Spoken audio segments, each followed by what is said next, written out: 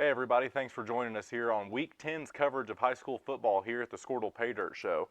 Thank you hugely to Orthodontics exclusively here at our studio in Norman. Tonight we bring you Week 10 of the high school football games here in Oklahoma. Two of the games this week are Game of the Weeks. Both of those are district championships. Tonight we've got the Chandler Lions at the Preg Red Devils. Chandler is currently tied in a three-way tie with Crossings and Jones in the 2A District 2 championship. Cashin in Class A is at the Crescent Tigers, District 1 champions in the Cashin Wildcats, ranked number 1 in the state by many publications across the state.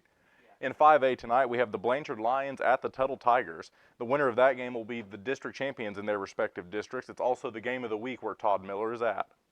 In Class A, another district championship, the Hooker Bulldogs are at the Fairview Yellow Jackets. Again, the winner of that game will be the district champions. And that is also our second game of the week where Tom Nelson and Adam Dieselhorst are reporting from. Moving down to the next game in Class 5A, we have the Woodward Boomers at the Piedmont Wildcats. The Piedmont Wildcats must win tonight against Woodward in order to make the playoffs. Moving down to Class C, we have the Blue Jacket Chieftains at the Timberlake Tigers. Timberlake Tigers must win tonight in order to secure a district championship in their district. In Class B, we have Covington Douglas at Pioneer for the district champions. If Pioneer wins, they will be district champions, but they must win tonight against Covington Douglas in order to do so. And our last game that we have here on the Paydirt Show this week is the 3A game against Anadarko at Kingfisher. The winner will most likely finish third in their district, with the loser finishing fourth in District 1 in Class 3A. We're going to move live to the action now to the Chandler-Preg game, where Chandler and Preg have just kicked off. 2, maybe 3. I think you got to trust your offense here to get this first down. This is when we need Trevor to barrel one up the middle here. Every time I say that, you never know what they're going to do in this type of situation. All right, Thornton's back there with McGinnis. Davis under center. Maybe they're trying to jump off sides here. Maybe they'll use a timeout. Play clock's down to 5 now. 6, 5. Davis goes back under center. He'll take the snap. The snap's fumbled, so that'll be a turnover on downs. Not really sure what happened there, but oh wait, they're signaling. Oh, we called that timeout before he snapped it. I don't think Tripp was ready for that, or maybe they weren't supposed to snap it, but they're going to call the timeout before the play, so still 4th and 3 as Preg will take their first timeout. Whew, dodged one there. Yeah, I don't know. I think Tripp knew they were going to call timeout, and the center maybe didn't know. So we got lucky there that they got the timeout in time. Yeah. Either way, yeah, we dodged one there, so. Hayden Stone at center, number 57 for the Red Devils. I do know we got quite a bit of linemen hurt tonight. Yeah, Dylan Cooper, Alex Tapia. Well, and Peyton Ezell is out. Also, you know, Holzapple's not here. Dex McKee is not playing. I think Holzapple is in. One of them is in concussion protocol. It may be Dex. I don't know from last week. So, all right, big 4th down here in a long 2 or a short 3. Davis under center. He'll turn and he'll hand it to Trevor McGinnis, who trucks his way, and it's going to be close. It's going to be really, really close. Looks like they're marking him short. They're going to bring the chains out, but I think he's short, Mike. It looks like he's short to me as well. They're not going to measure it. So a turnover on downs right off the bat for Preg. And Trevor wasn't far from it. Hedges on the field. Wait a second. Now they might measure it. I think Hedges wanting them to measure it. And I do believe the head coach on a short situation like that can request a measurement. But I don't think it's close. See, I don't know about that. I feel like that's. See, I've got it about where the white hat is standing. The official's discretion. Oh, it should be? I'm with you. I don't know, Parker. I don't think. I feel like if you're the official, you make that decision and that's your decision. And maybe he's just doing it to. No. Yeah, it's not even close. He was almost a full yard short, so it'll be a turnover on down. Chandler ball. 10-10 left in the first. So big defensive stop there from the Lions early on. But that pitch hurt. That pitch going back that far hurt. The bobbled pitch. Yep. It hurt. So let's see what the Red Devil defense has got in store tonight. I know Braden Pickard is up at nose tackle along with number 51, Rylan McGaha, and of course Davison Smith on the outsides. Let's see, Caden Jones in the shotgun. Running back's number 10, Kasem Hill. He'll hand it off the hill going around the right-hand side, and he won't get back to the line of scrimmage. Carson Davis, big Carson Davis gets in the backfield and holds him up and then gets some help from a lot of different Red Devils, so he'll lose 2 there, 2nd and 12. Let's just hope that happens all night.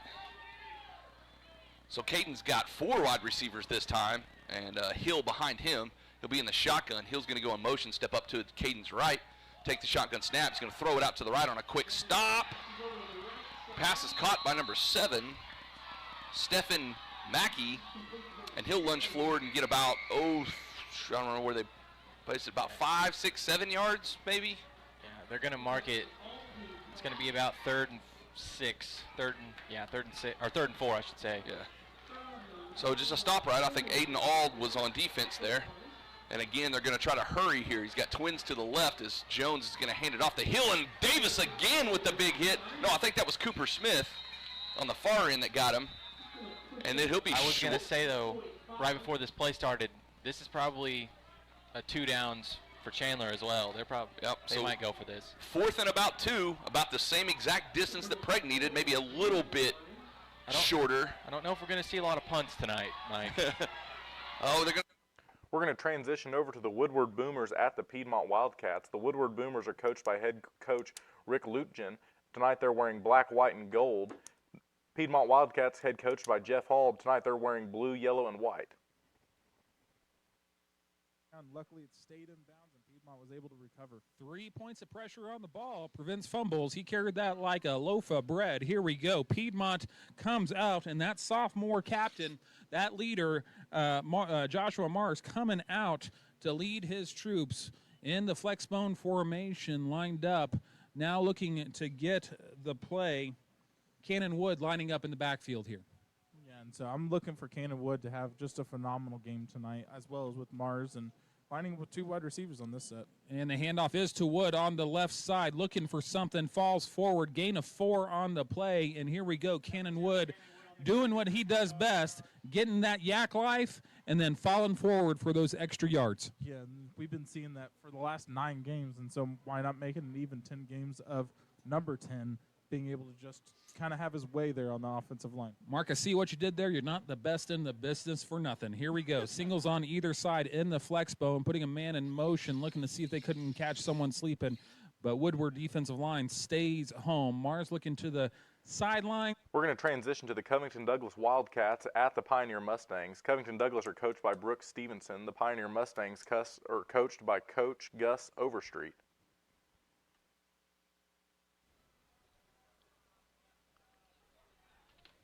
Maybe just outside the 10. Nope, it's at the 10, 1st and goal. Almost knocked freezing off of his crutches over there. Got to watch out. Carson Williams, the quarterback for and for a touchdown for the Mustangs. 10 yards, Caden Humphreys. That might have been an even better run for Caden Humphreys there. I don't know if you kind of see the hole that he was really kind of going after. Got plugged up so quick. He had the speed to kind of pop it out just in time for that touchdown. Mm-hmm.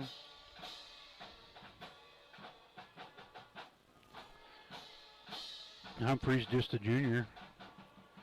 He's in the shotgun again. Gets the direct snap. In for the 2 points. Just got in. This will be a big drive here for the Wildcats coming up. You know that Coach Dixon has had the conversation now. You know, I fully expect Pioneer to do it again. Kick something very high. But with that being the end of the first quarter, we'll take a quick break. Score is Mustangs 8, Wildcats 0. It's no secret. The Community Medical Clinic is... We're going to move now to the Woodward Boomers at the Piedmont Wildcats, pardon me. The Piedmont Wildcats this season are 4-5. They must win this game tonight to make the playoffs. The Woodward Boomers this season are 3-6. Just crashing the field. Here we go. 1st and 10. Ball at the 31-yard line. And the handoff is to Wood. Runs into his own man. Nothing doing on the play as that play was blown up pretty well by the Woodward defense. That's going to bring up 2nd and 10. Yeah, and so far they've been relying heavily on Wood so far this first drive of the game. You kind of have to start thinking maybe a little play action, hand off to, Lucian or Robles or anyone else that's on the field, or possibly pass play, because we did see last week or 2 weeks ago that Mars passed the ball a lot. We apologize. We weren't here last week for the Lawton Ike game last week. Yeah, we don't travel well. I'm kind of a homebody, and also was not actually in the state. Here we go. Mars. Neither was I actually at that point too. Yeah, Mars under center, looking twins to his left in this modified wishbone. Timeout on the play as they discuss this, looking to go get that momentum early. Piedmont Wildcat football. We're going to take a break with them. Crossover Radio Sports Talk with a Purpose. We're going to be right back after this. We're going to move now to the Blue Jacket Chieftains at the Timberlake Tigers. The Blue Jacket Chieftains this season are 6-3. The Timberlake Tigers, coached by Brian Severin, are 9-0, district champions with a win tonight. Of Timberlake's overall speed, and especially out here in their secondary and their linebackers, they just pursue so well. But they better keep tackling, because it looked like these backs for Blue Jacket could take it to the house if they didn't get them stopped there at the line of scrimmage. Kind of jitterbug runners, that tailback back there.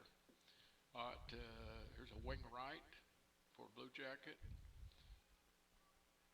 There's a snap, and it's just a dive up in there to the tailback, and I think he got back to the line, might have gained one, but those big guys up there, Kane Severin and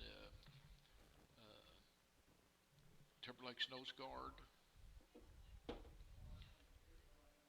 Connor Griffin. Those guys just close that up pretty good. Well, Carter Sands looks like he's moving pretty good after sitting out last week. So is he 100% or is he just... I think he is. Yeah, he's playing like he's 100%. Okay, here's a pro right set, split left with a flanker to the right. They're looking at about a 3rd and 18, Blue Jacket. Motion to the left. And he turned and was run upfield before the... Oh, and it's picked off. And here we go. JJ picked it off, and he's reversing. He cuts back to the right side. I think he's going to score. Somebody's going to have a shot at him. And he hurled him. Somebody had a shot at him right at the goal line. And JJ, what is he? Is it the 200 meter state champion? That's right. Yeah, 200 state champion. Maybe Coach McCoy needs to get him running the hurdles next year. That was pretty good hurdle. Okay, pretty well designed play, but just another outstanding play by Timberlake's defense. Makes the score 22-0 with 7:59 left in the first quarter. Timberlake's for the 2-point conversion. I'm going to say Connor Sands going to get this one right up the middle. He hasn't touched the ball yet. Nope. Drop back to pass, little tight end screen to the left to Wallace, and good blocking out there. Okay, great blocking, well-designed play. The tailback, Sands, went to the right. Genlick looked at him for a flare pass and then threw the tight end screen back to the left. Wallace did a nice job reading these blockers. Let's go to a commercial, Jack. Canopy Networks is an equal opportunity provider, employer, and lender. We know weather is unpredictable, but managing your risk shouldn't be. This is Bambi Sidwell from Sidwell Insurance. And Brady from Sidwell Strategies. Next year's crop season is here. It's time to protect your crop and livestock exposure. Dry conditions are also driving market prices higher, above break-even levels. We're going to cut now to the Covington Douglas Wildcats at the Pioneer Mustangs. Covington Douglas, coached by Brooks Stevenson, their record this season is 5-4. The Pioneer Mustangs, coached by Gus Overstreet, their record this season is 7-1. Their only loss on this season is to Laverne, 36-14. They will be district champions tonight if they win over Covington Douglas. Keegan in the backfield along with Parker Smith. Hand off to Keegan up the middle. Bulls his way in. There's a flag on the play. I'm sure it'll probably be a holding.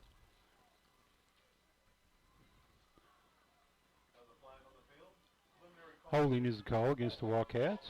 Be a 10-yard penalty from the spot of the foul. Replay first down.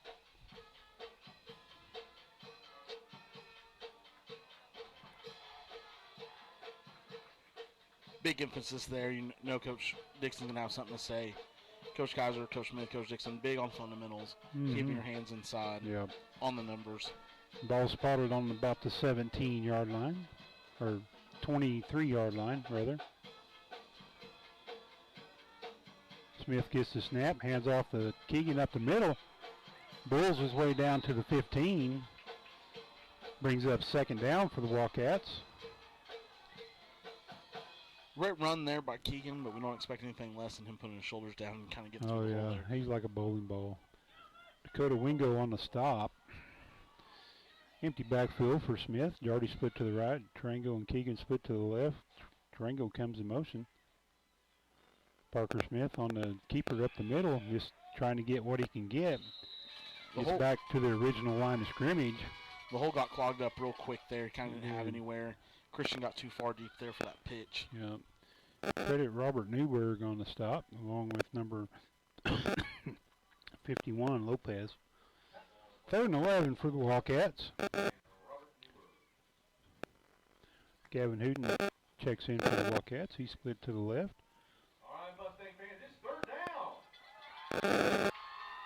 Tarango comes in motion. Smith gets the snap. Pass complete to Christian Tarango. Great play there by Christian Tarango. That's something that I know gets talked to him quite a bit. He kind of. We're going to move now to the Tuttle game.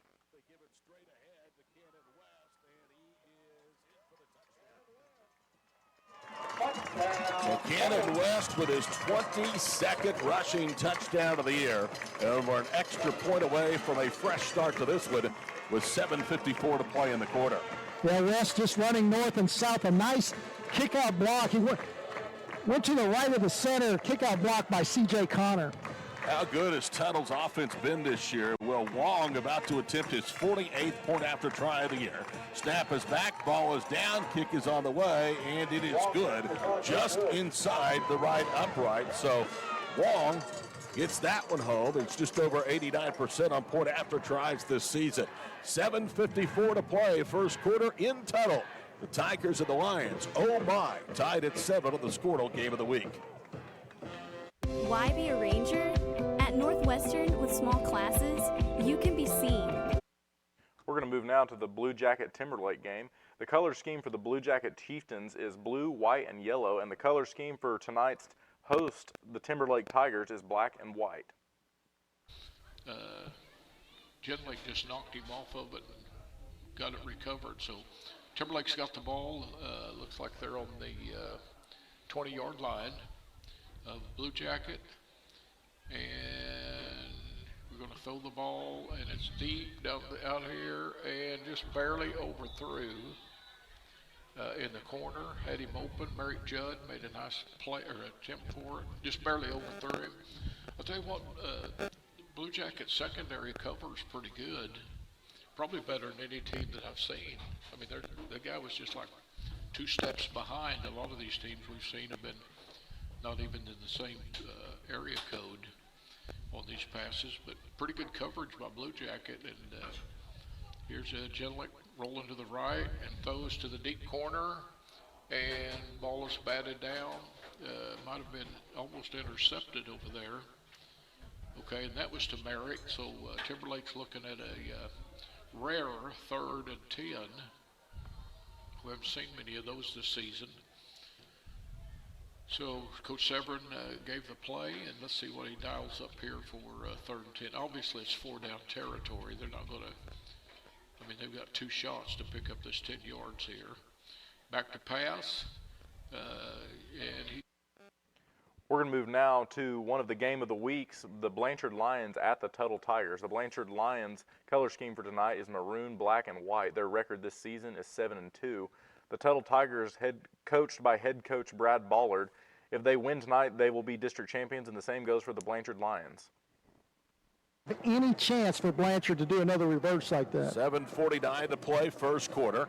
They'll take to the air. They throw it out left. Ball is caught by Laminack, and he doesn't have much of anywhere to go. He'll pick up 4, and he's hit out of bounds at the Lion bench at the 40-yard line. Good pass protection by the Lions. Now, that's the 3rd play that Blanchard went to the sideline. That might be the only way you can turn the corner is a long out pattern there. Offensive line for Blanchard averages just 219 pounds. So physically, both on the offensive and defensive line, the Tigers have a huge size advantage in this matchup with arch rival Blanchard. 2nd and 6, Lions at their own 40. Back to the ground game as they'll hand it off to Zach Garrett. And Garrett is hit right at the point of attack and driven backwards. Harley Andrews with a power tackle. He gets in the backfield. Big spin and a body spike to the turf there. You see why, again, coming into this ball game, Tuttle's defense has been so stingy on the ground, allowing just a total of 522 net yards through 9 weeks, an average of 58 yards per start. 3rd down and 6. Lions need to get to the 46 of their own end of the field. For their first down of the night, we're tied at 7, and we're 5 minutes into the opening quarter. 3 receivers to the near side, 1 split to the short left. That's in the slot. Back to throw again is Frazier. Here comes the pressure. Now he's going to move left. He's going to tuck it and run. Frazier gets free of initial contact, and then look at the gang tackling.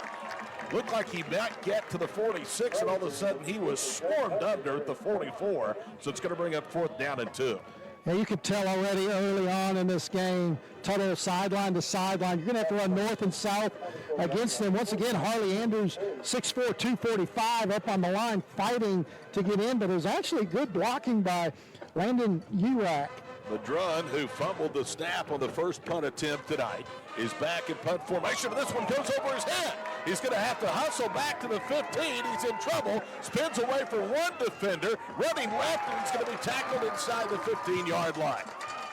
Well, special teams, one dog, got the night off to a good start for Blanchard. Now it has been just self-destruction the last 2 times back to punt. That one for minus 30 loss. Yeah, Jake Tucker gets credit for the tackle for the Tigers. You're exactly right. Outstanding special teams, a great thing that Jeff Craig and the Blanchard Lions were practicing the whole time, that reverse kickoff.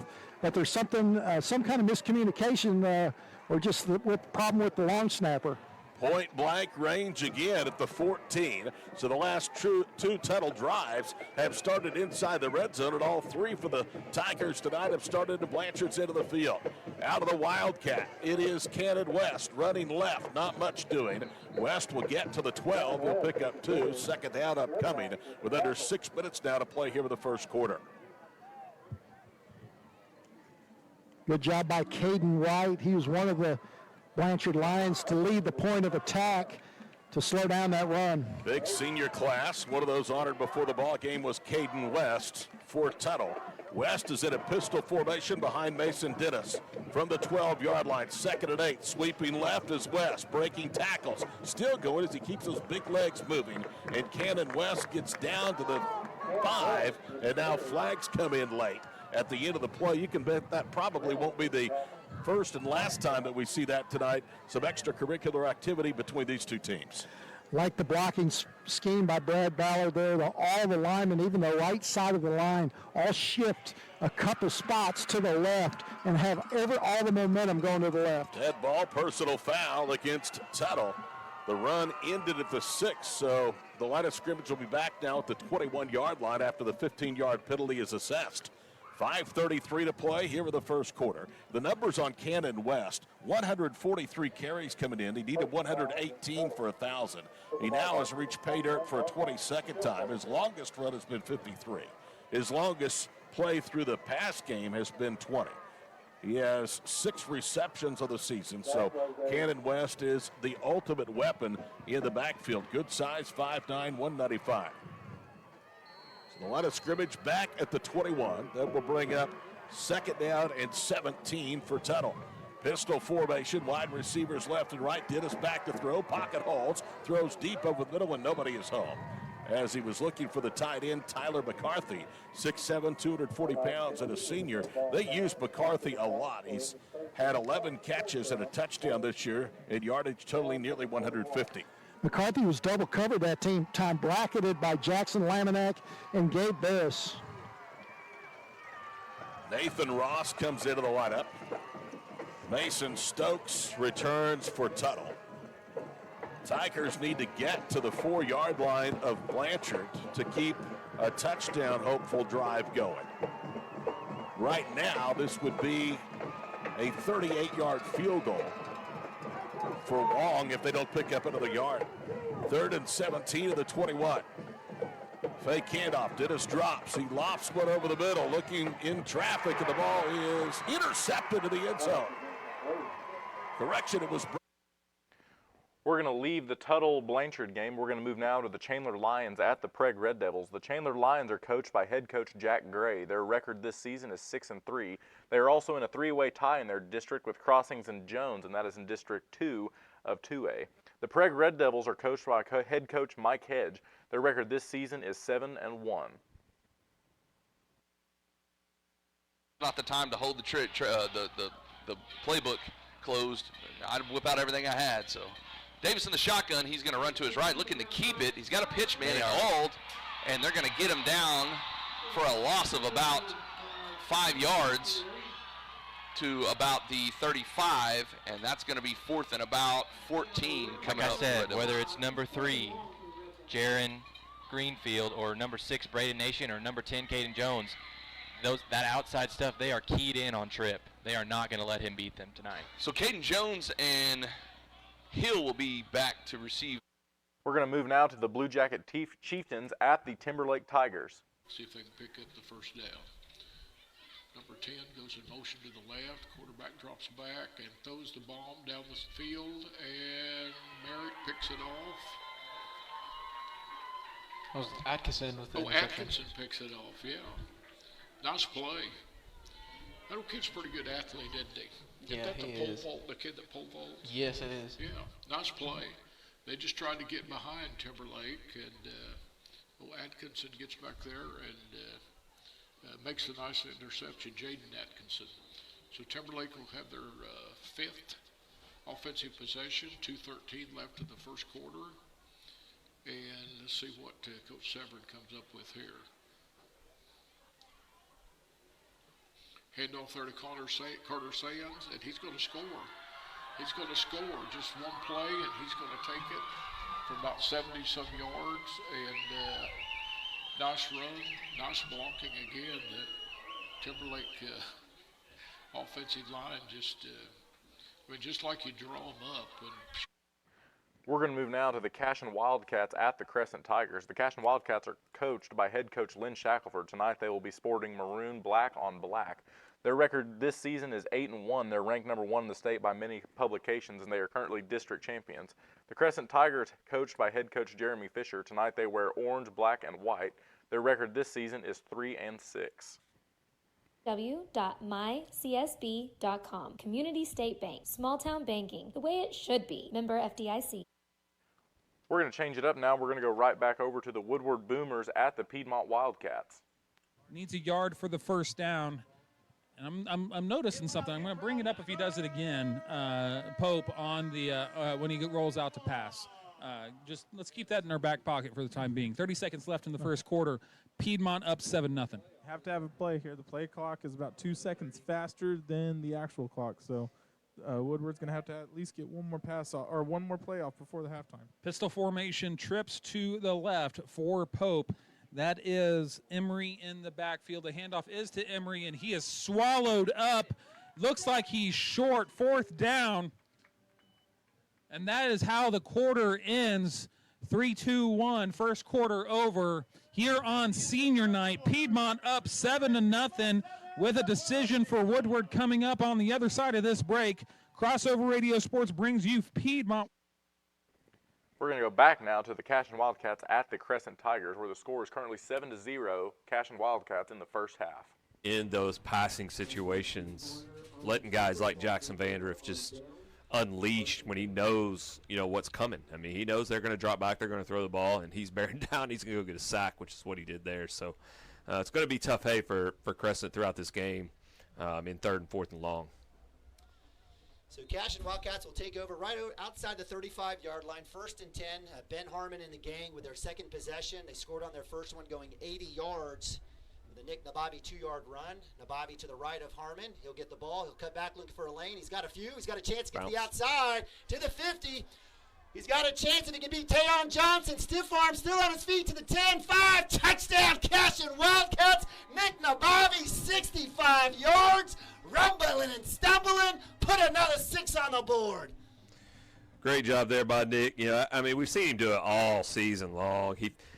He's so patient. He finds his way through the initial hole, and once he breaks out in space and people are trying to tackle him, he's almost unattackable. I mean, we've seen him throw guys to the ground all year, one-on-one in open field. And Johnson's a big guy. I mean, he's a big, athletic, big guy. But Nick is just, he knows how to contort and control his body. And great job there by Nick breaking that final tackle and taking that thing to the house. Didn't know he had it. We're going to move now to the Chandler-Preg game where the score is 14-6, Chandler. There was no Red Devils over there.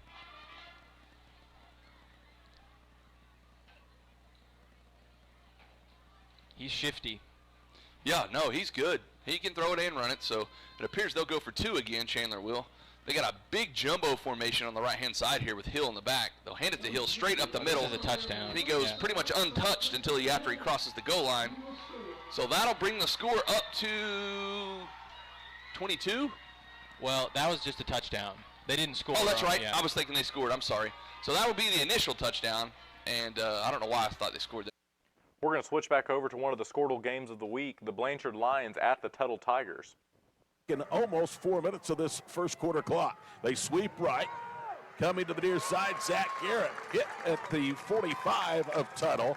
That will get him a yard of 1 and bring up second down and long. We're under 90 seconds to play in the first quarter. Had a nice block by Hayden Bowles, the running back, but still just 1 yard. Against Tuttle, as fast and big and strong as they are, going sideline to sideline, there's nothing going that way. Zach Garrett tonight going over 100 carries on the season, 99 carries through 9 weeks, 389 yards and 3 scores. He also has 10 receptions. Of his 389 rushing yards, 296 of those have come in district play. Second down and 9 to the 45-yard line. Hand off to Hayden Bowles, who's out there, and Bowles falls forward for a gain of 2 to the 43-yard line, so it's going to bring up third down again. On third down of this drive, Blanchard is 2 for 2. Tonight, against the vaunted Tiger third down defense, they have converted 50% of their tries to a 4. Senior Gunnar Kerr among the first tacklers at the point of attack. Third down and 7 to the 43-yard line. We're approaching a half minute to go here in the first quarter. Football Friday night from Tuttle, number 1 and number 10 according to the Associated Press in Oklahoma 4A high school football. Motion man to the far side, Lincoln Smith, and they moved. Looked like Bowles may have jumped prematurely. So a false start against Blanchard. Now we'll put the ball back at the 48-yard line of the Tigers end of the field. Bring up third down and 12. Third penalty of the night for Blanchard, totaling 24 yards. Well, you got Tyler Mitchell, 6 foot 230, power and speed. Harley Andrews, 6'4", 245, power and speed right there on the center and on the right tight end. 10 seconds to go in the quarter. They don't have to snap it if they choose not to. Frazier is looking over to Jeff Craig on the east side of the stadium. And Blanchard will settle for a 7-7 tie going to quarter number 2. 12 minutes in the books in a key 4A District 2 matchup.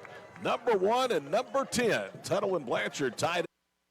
We're going to move now to the Anadarko Warriors at the Kingfisher Yellow Jackets. The Anadarko Warriors tonight are in blue and gold, coached by head coach Chris Paddlety. Their record this season is 4-5. The Kingfisher Yellow Jackets tonight sport blue and gold, coached by head coach Jeff Myers. The winner of this game likely finishes third in their district, and the loser likely finishes fourth. Lose ground. He's going to try to get upfield. Makes contact, and I think we lost a couple yards. You're going to lose yardage there, so it's going to be a Stevenson Insurance Center third and long.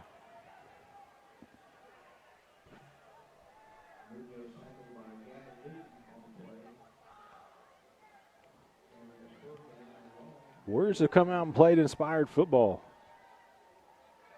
If you remember last year, with a home playoff spot on the line, Kingfisher went to Anadarko and knocked off the Warriors. They're trying to return the favor tonight, third and long. Anadarko's showing blitz, one back set.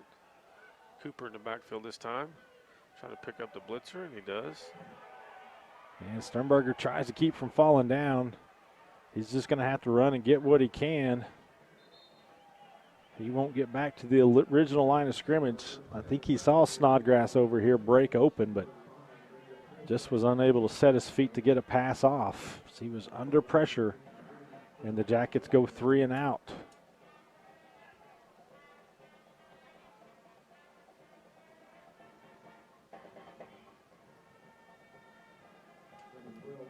Fourth down and 10, and Munoz will have to punt again. Clock's running, 90 seconds to go in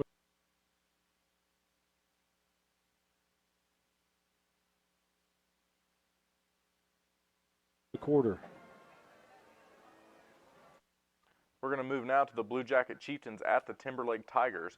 The Blue Jacket Chieftains sport blue, white, and yellow, and the Timberlake Tigers are sporting black and white. And the quarterback drops the ball. Now he gives it, and he broke free and down. Didn't quite get the first down. It'll be 4th and short. Nice determined run there by the tailback. Who is that, Jack? Is that Blake Choate? Yes, that's I have right. trouble seeing those numbers with that camouflage in there. See the black on the white with the camouflage. Sometimes I can't see the difference between a 3 and an 8 or whatever. But okay, gonna be. Oh, they did. They got the first down. I didn't think he quite made it. So 1st and 10. Timberlake's on the drive. I formation. Here's the snap. Little boot action, and Blue Jacket for a loss. They tackled him for a loss. I don't think they bid on that fake. Looks like a loss of 5. So it'll be 2nd and 15. Jack, something interesting I just noticed, one of the teams that potentially could come here to play next week in the playoff is the...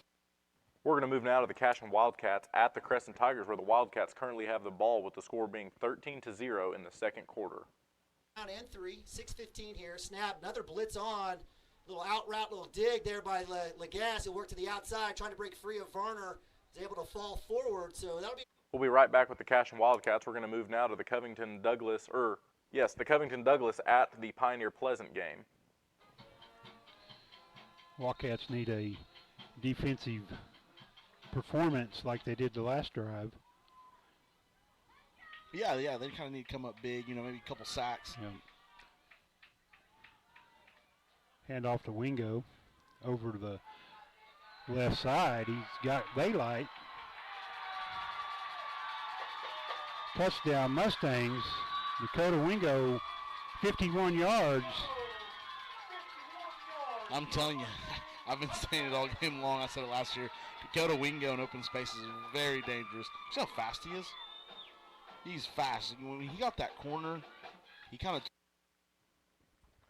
We're going to move back now to the Cashion Wildcats at the Crescent Tigers, where a big shout out to Neiman Abavi and Chad Tishner, who were sponsoring and commentating on that game. I know they had some technical difficulties early on in the game. The score now being 13-0 in the second quarter. Yeah, I mean, pretty obvious face mask there. I'm not sure why the linesman here on the near side didn't see it, but luckily the white hat from way downtown, he picked it up, and we'll move it forward 15 more yards. But, yeah, Ben, I mean, what can you say about Ben? He's just so heady. Doesn't really – you don't see Ben force a lot. I mean, he takes what's there. He's been, the protege of Coach Shockville over there, and he knows the numbers too. He knows what's there, and he does a good job taking what the defense gives him. So the step off all the way to 32 on Crescent. Come back to Legas. He'll cut back inside, and he'll go down. That'll be another first down for the Cashion Wildcats. So nice little hook up there. Looks like about 15 yards from Ben Harmon to senior Landon Legas. Yeah, and like I said, so soft. We got Crescent backed up. They're playing so soft. They're just trying not to give up the deep ball, but I mean, it's one or the other. 6 1/2 a dozen. How do you want to shake it? So Cashion comes out 2-by-2. Nabavi to the left of Harmon. 1st and 10, right around the 15-yard line. Nabavi will go now in motion. Empty backfield. Harmon back to pass for sure. He's got Nabavi on the sideline. Cuts back. Looks like he's going to have a little dance mesh session. He's not going to win that one. So good work by the Crescent Tigers holding Nabavi forward progress. It's going to be about a gain of 8 on that pass from Harmon to Nick Nabavi. Yeah, just another easy 8 yards there. Just a little pitch out.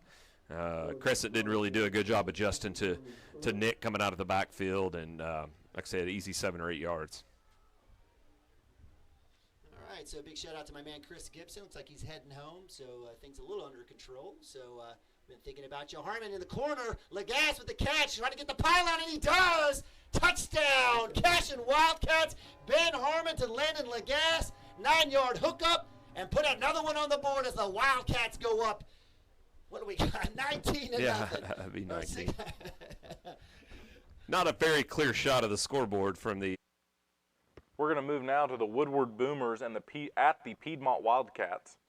And going with that, you know, the one thing you have to be careful on, you know, if you're an outside linebacker or an end, is being able to see that if he does roll out, you have to be able to get home and get there quickly, but don't whiff on the tackle. You have to make sure you get hit shoulders on pads. Bunch formation as they look to get something happen. That looks like it.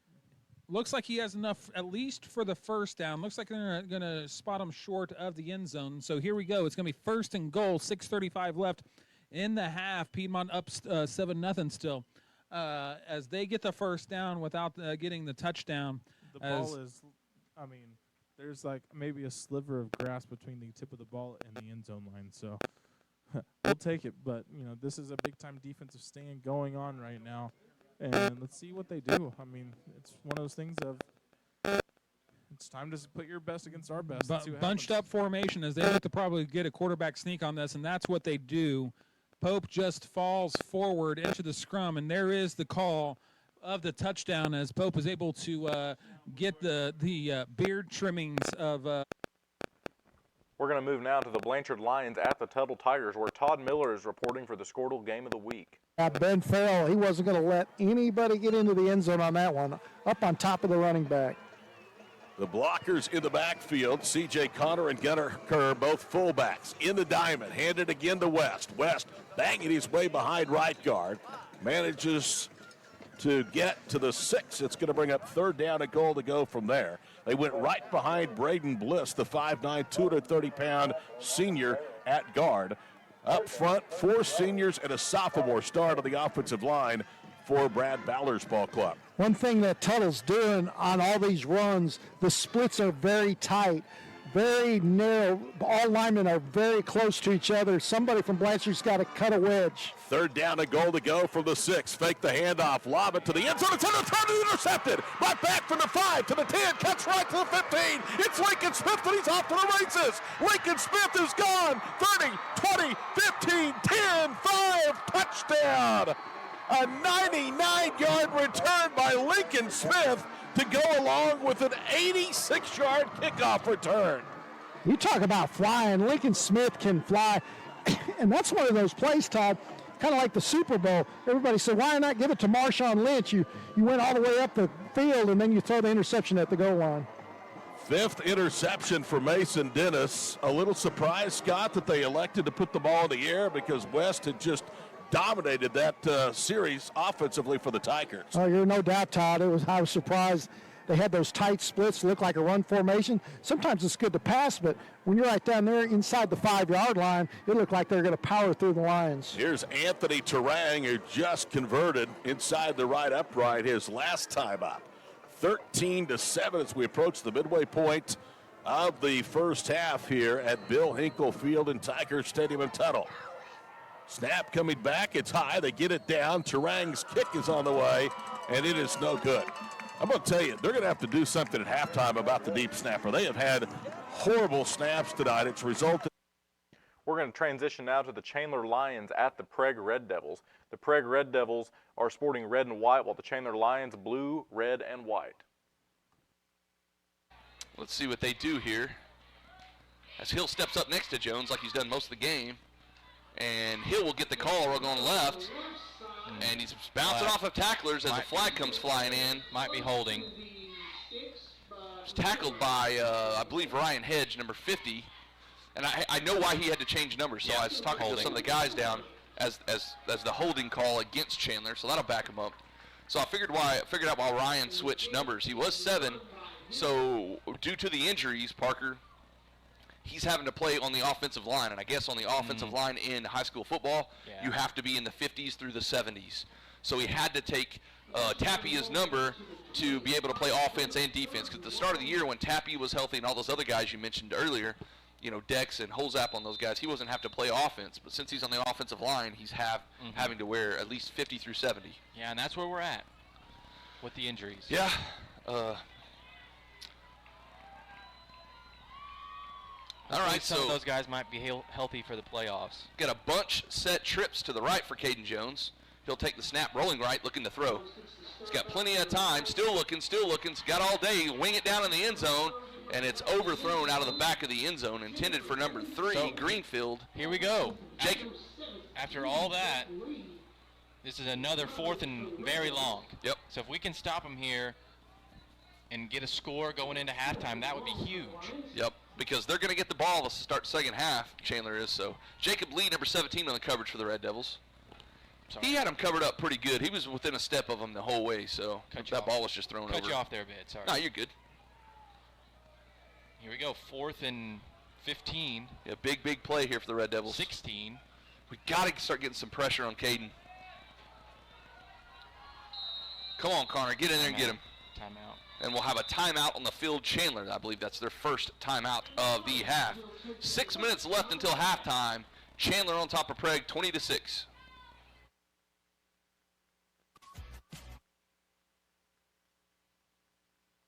We're going to go now to the Blanchard Lions at the Tuttle Tigers, which is another Skordle game of the week where Todd Miller is at. Hit and tackled by Lincoln Smith, who took his legs out from underneath him at the 38-yard line. So a gain of 2 brings up 3rd down and short as Cannon West finally gets a break from carrying the football. Blake Stewart now is coming to the ball game. Right when we're talking about Lincoln Smith, a 5'10", 140-pound cornerback and wide receiver, outstanding kick returner. Same thing that the Lions can't run sideline to sideline against Tuttle. You can't go on the cornerback, Lincoln Smith, sideways. One blocker in the backfield. Out of the gun, it is Cannon West. It's a wildcat formation. West from the 38 gets close to the 40. Yards short of the first down yardage. It's going to bring up 4th down. And let's see now if Brad Ballard will keep the offense out there. I think you do, because you've really controlled things with the ground game to this point. Yeah. Hayden Bowles, defensive back for the Lions, is not going to get credit for that tackle. But off the stat sheet, he plugged up that hole for a teammate to stop that run. Trey Spencer comes off to the far side along the defensive front. 3-man front on 4th and a yard with the Wildcat again. Cannon West checks out of the play. He has both fullbacks, Kerr and Connor, lined up to his right, and now the Tigers want to talk about it. We'll step aside as well. 4:32 to play before the break. 13-7 Blanchard on the Skordle game of the week. We're going to go now to the Chandler Prague game where the score is 20-6 in the second quarter. I mean, heck of an effort there by Jones as he dived for the first down. That's what I said, though. Did miss a block in the backfield, though, but I don't think it would have mattered. I don't think our guy could have gotten to him anyway, so.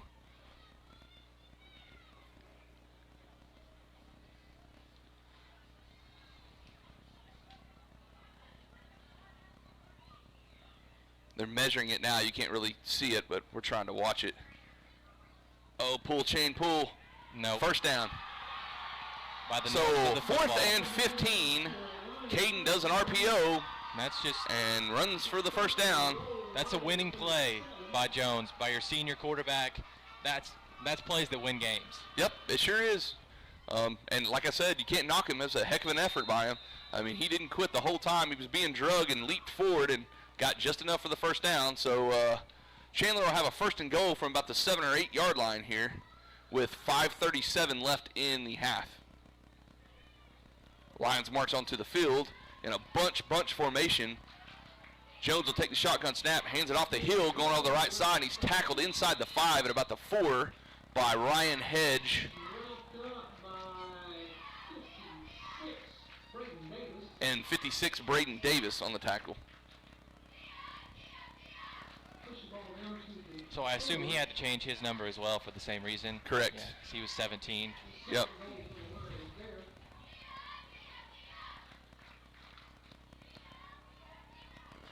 All right, Jones in the shotgun. 2nd goal from about the 4. He'll take the snap, hand it off to Hill, going up the right side. He quickly cuts across the middle. He's at the goal line, and he will score.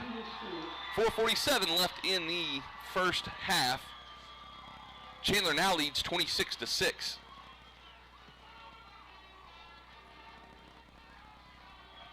Still time left, though, to maybe get a touchdown here before halftime, but that's huge. That 4th and 15, we're going to look back on that play. Because like we talked about, if we stop them there, maybe we score on the next play, then they have the ball first. Now they score, and then they have the ball first in the second half. So 4:47 again left in the half as Chandler's going to go for 2 here. Jones will put a guy in motion, take the shotgun snap. He's rolling around to the right-hand side, looking to throw. Wings it to the back of the end zone. It's deflected by 44 Grant McGinnis, and that will be no good for the 2-point conversion.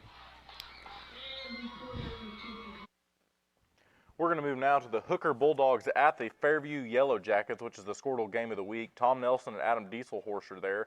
The Hooker Bulldogs are 9-0 this season.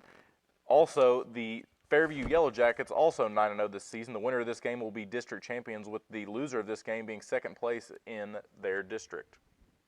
Attempt. Take it back. He mixed it, then he was hit, and they went for 2. So that's officially his first and only. He's 1 for 1 officially, because that first one they got roughing the kicker, then went for 2. So it's 12-0 the score. Take it back 13-0. 15. We're going to move back now to the Cashin Wildcats at the Crescent Tigers, where Neiman Abavi and Chad Tishner are doing an excellent job there covering that game. The score 27-0 in the second quarter. You wonder, well, I would call a timeout. You're up 27-0, but Cashin get one more score on here before halftime, get this thing to 34-0.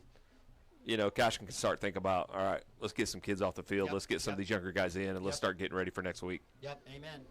Chad's acting like he doesn't know anything about football. Chad's talking like he's been doing this for quite a bit now. Appreciate Chad. Big shout out to our man Chris Gibson and Drew Baker. Appreciate you guys. I know you're not here tonight. We miss you. We'll get you back for that home game against Cashin. It'll be most likely it will be the winner of Dibble and Wynnewood. We saw Wynnewood last year in the first round when the COVID, they decided to add whoever wanted to play. Yeah, participation round. Participation round. Wynnewood said, we'll take it. They get whooped and allowed Cashin to kind of collect another win to that record-setting 16-0 state title run last year. So the Tigers are ready to go. Cashin Wildcats coming back out on D. Looks like we've got Joey Wilson, Aiden Williams, and Jackson Vandroff on the line. We've got Nabavi, Burke, Manning, and We're going to leave them and go now to the Blanchard-Tuttle game.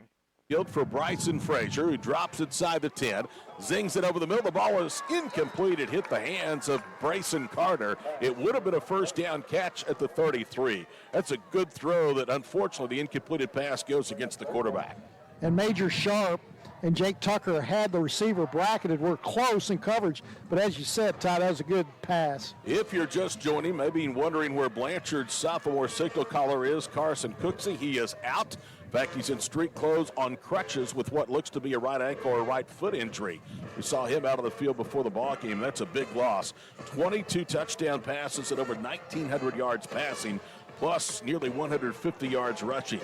Third down and long, back at the 15-yard line. 4 receivers to the near side. On the jet sweep, now they're going to try another reverse, and they want to throw. Jackson Lamanek looking to the far side. The ball is up for grabs. It's tipped, and it's intercepted. Intercepted by Major Sharp. He's hit near to the far side, and Sharp is finally going to go down near the 30-yard line.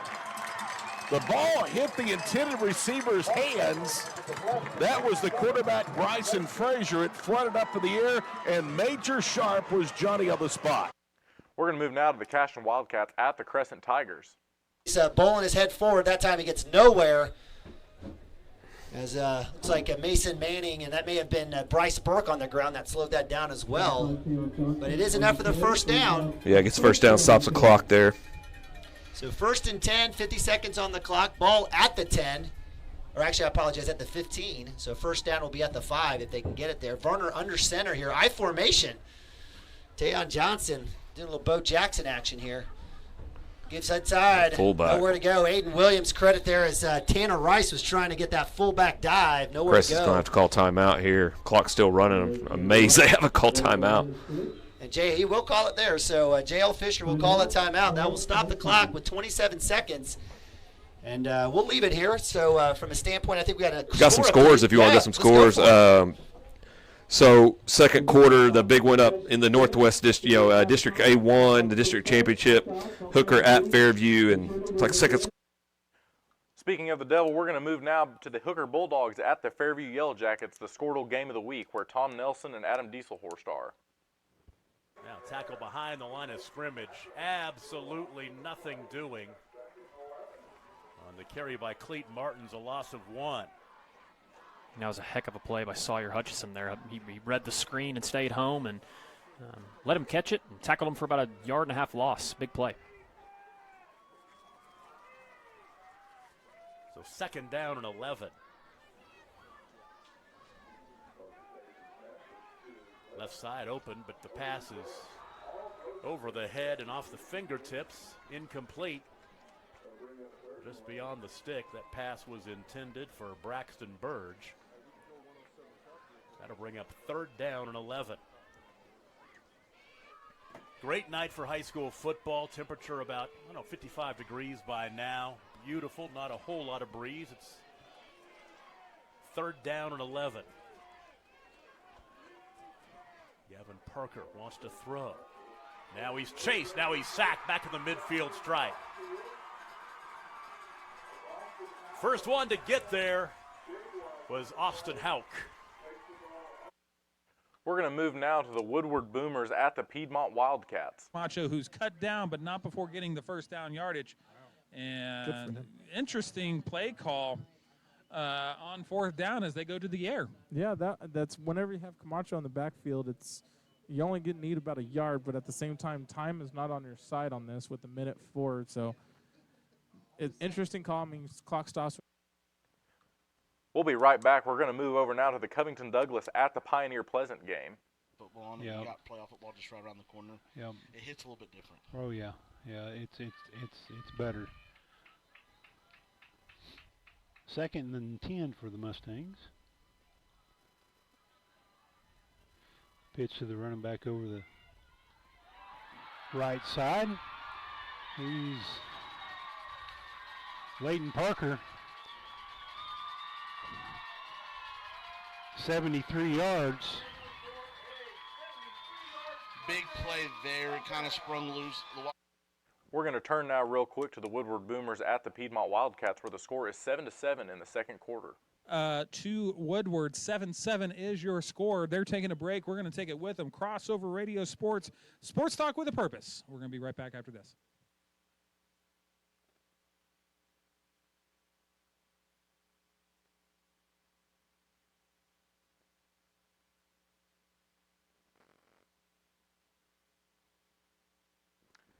We're going to move now to the Skordle game of the week, where Todd Miller is reporting Blanchard Lions at the Tuttle Tigers. This is also a district championship. Laminack had a good chance to intercept that pass. I don't know why he threw that ball there. If you're going to throw it with no receivers, at least throw it way into the end zone. So it's third down and 8. On third down tries tonight, Tuttle is 1 for 5. Coming in on third down conversions, they were 49%. Dennis is back out there. He'll take the snap out of the pistol with West in the backfield. They fake the handoff. Dennis looking, throwing left, ball too high, incomplete. Looking for McCarthy again. Bowles was there in coverage, stride for stride. Early in that was the main target there on that wheel route, but Mason Cobb, or Chance Cobb, was wide open coming with the slant in. Could have had an easy first down. This is likely where you see Ballard and company go for it. They're too deep to punt. They're way too far to kick a field goal. They need to get to the 24. It's fourth down and 8. They're 0 of 1 on fourth downs tonight. Rolling right, throwing right. Dennis near side, ball is caught. And did he drop it? He dropped it on the near side boundary. It was intended that time for Mason Stokes, and we were blocked for the student section down below who was standing. And again, we're going to leave Blanchard and Tuttle and move back on over to the Woodward Boomers at the Piedmont Wildcats. Timeouts. Let's see if Piedmont defense keys in on the pass. Here we go. Trips to his left. Pope looks for the pass, looking to his right. Fade route to the end zone, and He is really? touchdown. He was out of bounds. Woodward, But okay. as they're saying that we got a little toe tap foot drag right there in the corner of the end zone. Credit Pope on the pass on that, as he is able to drop it right in the bucket to get into the end zone. 9 seconds left in the half. Oh my goodness, that is an absolutely heartbreaker of a play. Yeah, because this makes it to where Woodward has a. We're going to go back now to the Hooker Bulldogs at the Fairview Yellow Jackets. The Hooker Bulldogs tonight are sporting the blue and white. They're 9-0 this season. The Fairview Yellow Jackets, coached by head coach Robert Bernard, are sporting orange and black, also 9-0 this season. This is their district championship win.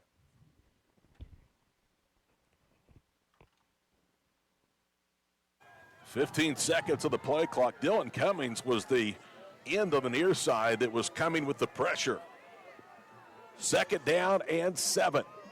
And they hand it off, this time to Hayden Bowles. Look at him drag the pile, and he has a 1st down all the way to the 43-yard line. That was a quick hitter, and it picks up 8. Bowles going bowling, because that is tough to do on all that muscle that the Tuttle Tigers have on those 3 down linemen. That's a terrific run for Bowles, who through 9 games and only carried 16 times for 64 yards. He manages to get 8 there on 2nd and 8. It's a 1st down for Blanchard. Sorry about that. We're going to go back now to the Hooker Fairview game, where the score is Fairview 15, Hooker 0. On 4th down, the Jackets will punt it away.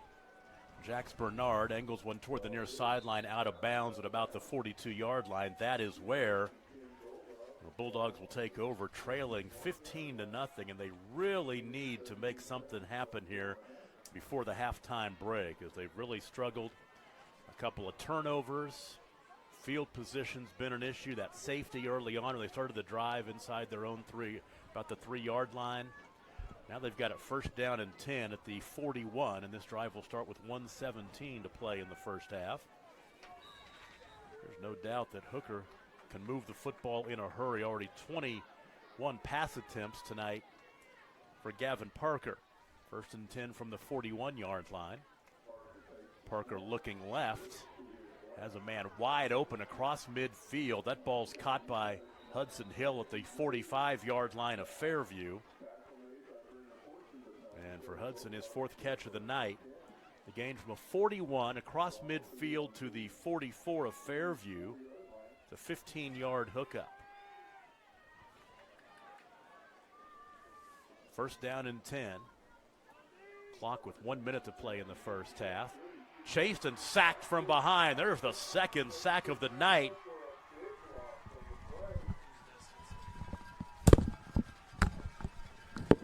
There is the 2nd sack of the night for Austin Hauk.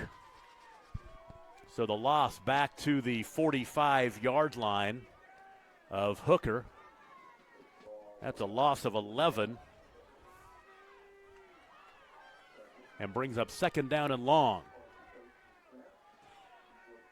Pass in traffic and incomplete. Threw it behind a couple of receivers. Not too sure who it was intended for, because you had Braxton Burge and Seth Pritchard in the area, which means there were a couple of black uniforms there as well. It could have been the 3rd pick of the night. So Hooker dodging a bullet now, 3rd down and 20.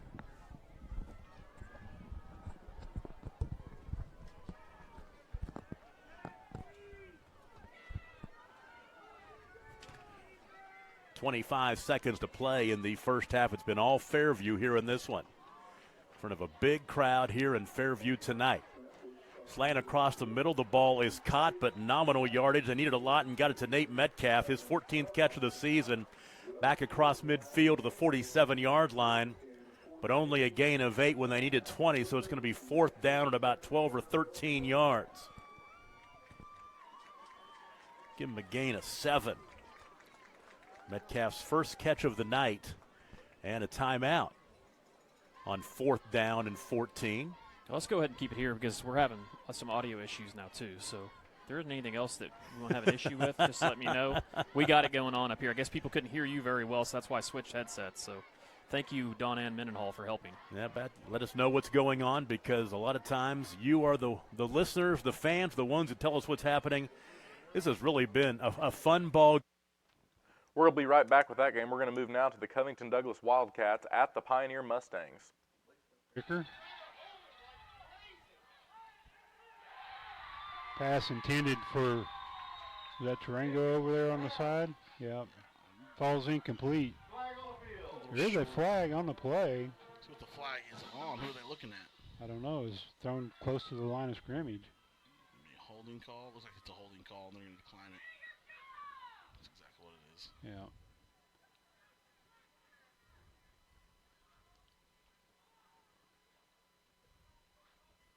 Holding.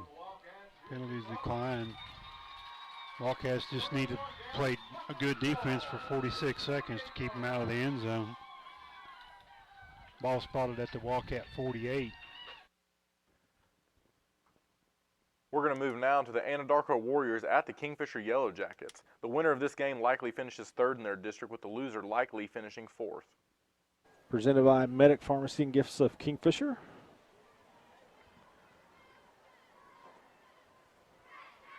Medic Pharmacy.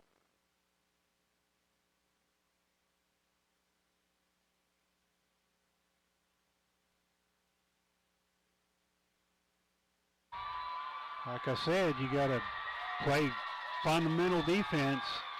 You can't let that happen. You had him hemmed in the sidelines. Just push him out of bounds.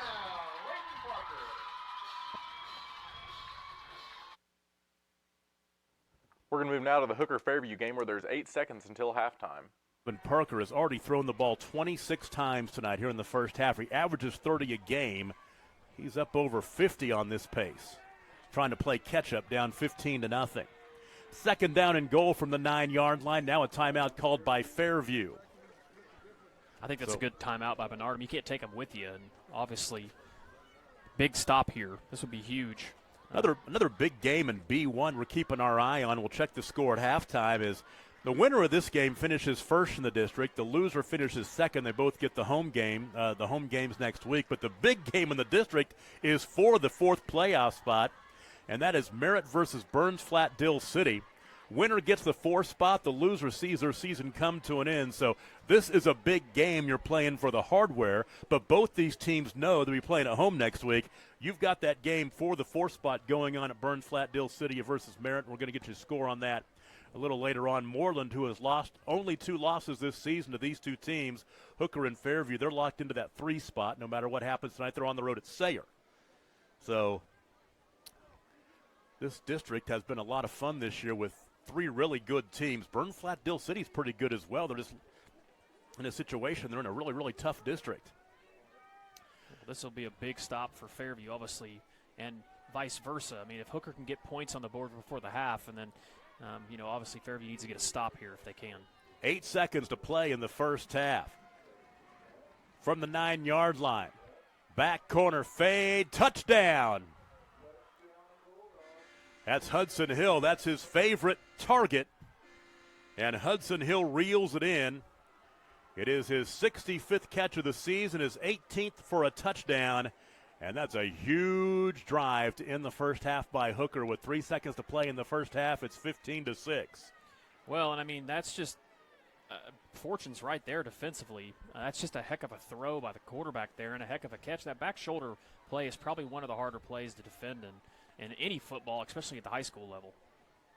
And we'll see if they go for 2 here, down 15-6. They most likely will to get it back within 1 possession.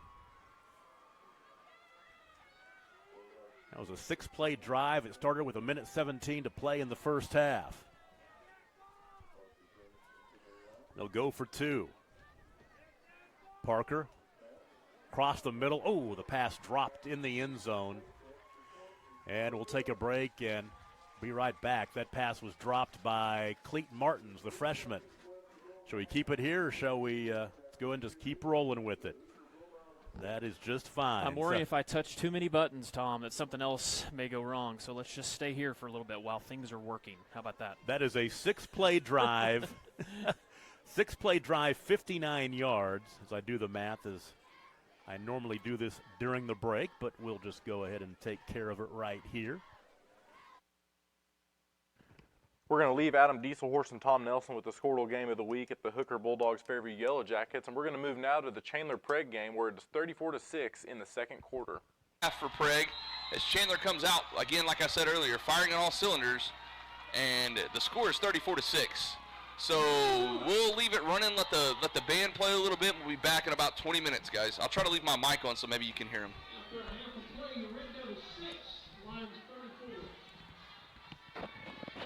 So I'll take this off.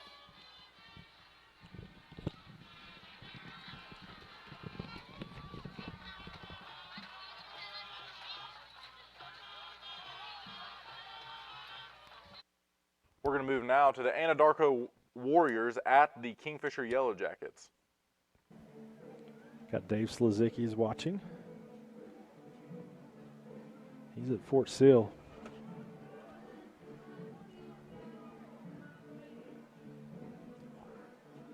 Doing his duty down there. Reserve weekend. Bank First kickoff coming up. Alan Munoz, Bank First. Oklahomans banking Oklahoma. Seems like forever ago when he had his last one. He really got into that one. Gets out of bounds before gets into the end zone before it goes out of bounds. So it will be a touchback. Cutting that corner a little close. What you don't want to do here is give every single bit of that momentum back by giving up a big play, or worse, a touchdown. Because Anadarko will get the ball to start the second half. Bad news there. Anadarko going with the one back set again.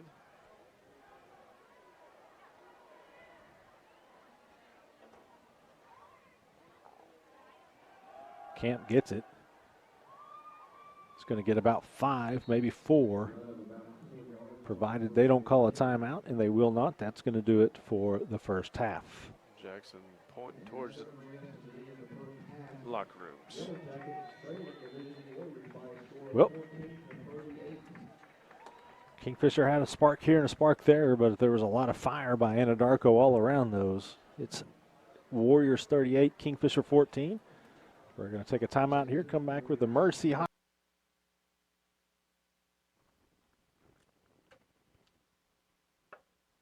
Hey everybody, I'm Drew Baker filling in for Andy Campbell this week. Ethan Sunken in front of me producing tonight. Most of our games are at halftime right now, so we're going to run through some of the halftime scores that are going on at our on our Paydirt show here. The first one, the Cashin Wildcats are beating the Crescent Tigers 27-0 in the first half. The Cashin Wildcats beat Tonkawa last week for the district title. They will move on to win that district. They're ranked number 1 in the state by many publications. If Crescent does not win this game, that'll be the end of their season.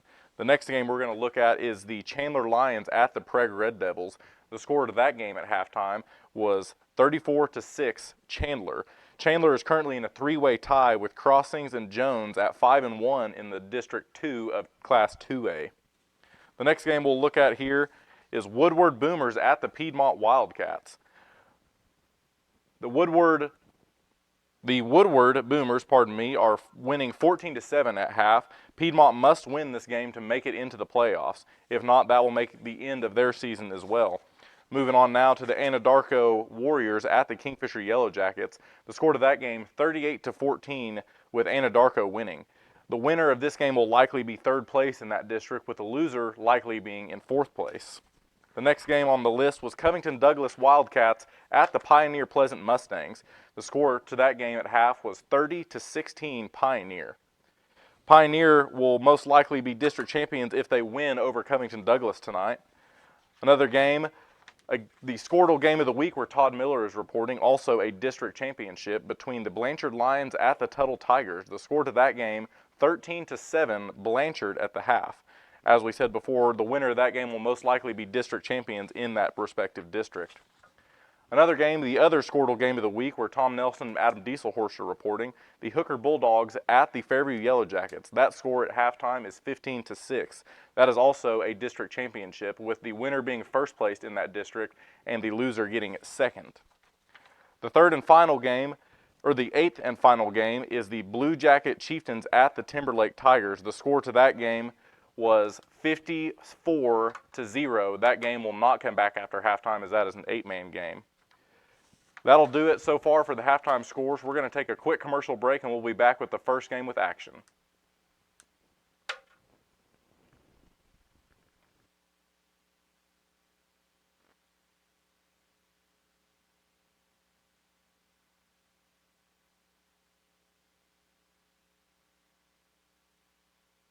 Auto and get you back to your life. The quicker you get help, the quicker you get back to doing the things that you love. Is your school or booster club looking for ways to fundraise? Let Downtown Threads create a custom website to showcase all your school apparel. You pick the design and the garment, we do the rest. We will handle all the payments and cut you one check when the website is closed. Call today, 580-237-7060. Downtown Threads, proudly supporting all local high school athletes. At Bellarmine Company, we know agriculture. Every day we actively value, market, and sell farmland and farm equipment.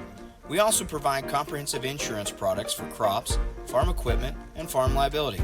This provides us a true understanding of the rural way of life, resulting in a better service for our customers. There is a difference. We'd be honored to show you. Find out more at callbellamy.com. That is callbellamy.com. Are you looking for a bank that provides excellent security and safety for your account information? Then Bank Central is made for you. When you use our website, bcna.com, you can pay bills, check account balances, download statements, and even manage your debit card. With our mobile app, you can do all that, plus make deposits as easily as taking a picture with your phone. Talk to a CSR at any of our 6 locations to find the products that work best for your banking needs. At Bank Central, we're centered on you. Member FDIC. The thing with car buying nowadays is just how many options there are when it comes to where to actually get a car. Dealerships, websites, auctions, private sellers, and so on. But knowing exactly where to get your car loan makes it all much less stressful. That's where Communication Federal can help. There's a reason we're known for auto loans around here. Lots of car options, lots of places to buy, but only one choice for an auto loan. Communication Federal Credit Union. Dr. Matt Dieselhorst at Dieselhorst Sports and Orthopedics can help you get game day ready. Dr. Dieselhorst works with athletes of all ages, taking a coordinated approach to accelerate return to play and maximize athletic performance. His work with pros in sports training, injury prevention, bracing, functional rehabilitation, and imaging works seamlessly with his medical and surgical expertise. Get started by going to Dieselhorst Sports and Orthopedics. Let Dr. Matt Dieselhorst get you back on the field, backing all Oklahoma athletes on the field and off. The High Plains Insurance Agency takes pride in keeping up with many changes in the crop insurance industry and keeping their insurers informed of these changes. The goal is to help each farmer customize their crop insurance to meet their needs. Thanks for your continued business. And remember, call Amy, Carissa, or Danny at High Plains Insurance in Medford and Loyal at 580-395-2447 or toll free at 1-800-346-4056 for a quote today. With over 24 flavors of iced tea, HTO is your new destination for the best premium water and iced tea in all of Oklahoma. Offering around 500 drink combinations and half-price tea during happy hour, this is your ultimate tea playground. With a location open in Ardmore and numerous locations coming soon, including the Village and South Oklahoma City, be sure to stop by HTO and experience the best tea you've ever sipped on. At Maples Nixon Dieselhorst, we've helped a lot of people, and our goal was to treat each and every person like a friend. And as a friend, we've got your back, always. We understand what you're going through. Being lawyers is what we do, but it's not all that we are. We care. We'll stand beside you throughout the entire legal process, not just as lawyers, but as your friends. We are Maples Nixon Dieselhorst, and we are here to help. Why be a ranger? At Northwestern, with small classes, you can be seen. With over 40 programs from business to nursing, you can be career-driven. With With a campus home away from home, you can be independent. With over half our students graduating without student loans, you can be debt-free. And with a mosaic of cultures, you can be you. Northwestern, success lives here. It's no secret Pioneer Cellular cares about the students of our communities because we're in your communities with more retail locations than any other carrier in Western Oklahoma. It's no secret that we provide opportunities for students to learn remotely with distance learning plans and MiFi devices. We also help these schools live stream their games so family members across the country don't miss the action. We sponsor schools and colleges because your children deserve the best. Pioneer Cellular. It's no secret.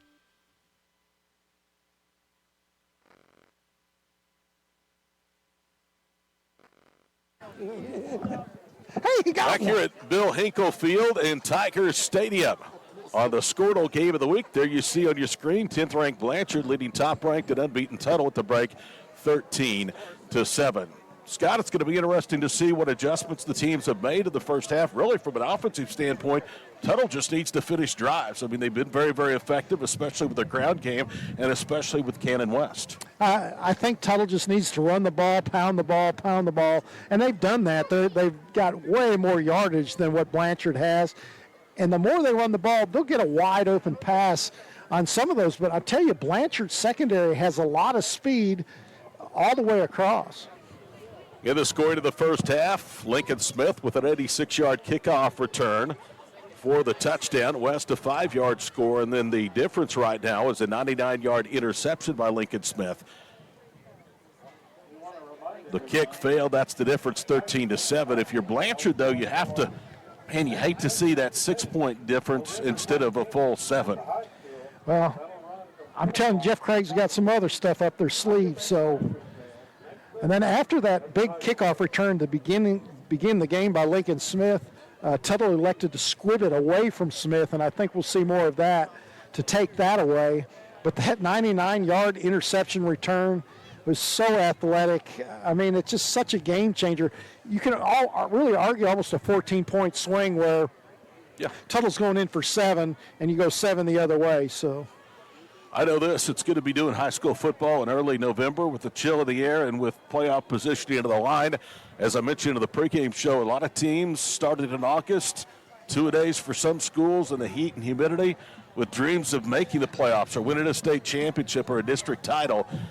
Some of those dreams, unfortunately, come crashing down tonight here in Week 10. For others, it's just the beginning of what they hope will be a memorable run. Yeah, the contrast in the weather. You start 2-a-days. You're doing all that working out in the weight room throughout July and June, of course, all year long nowadays.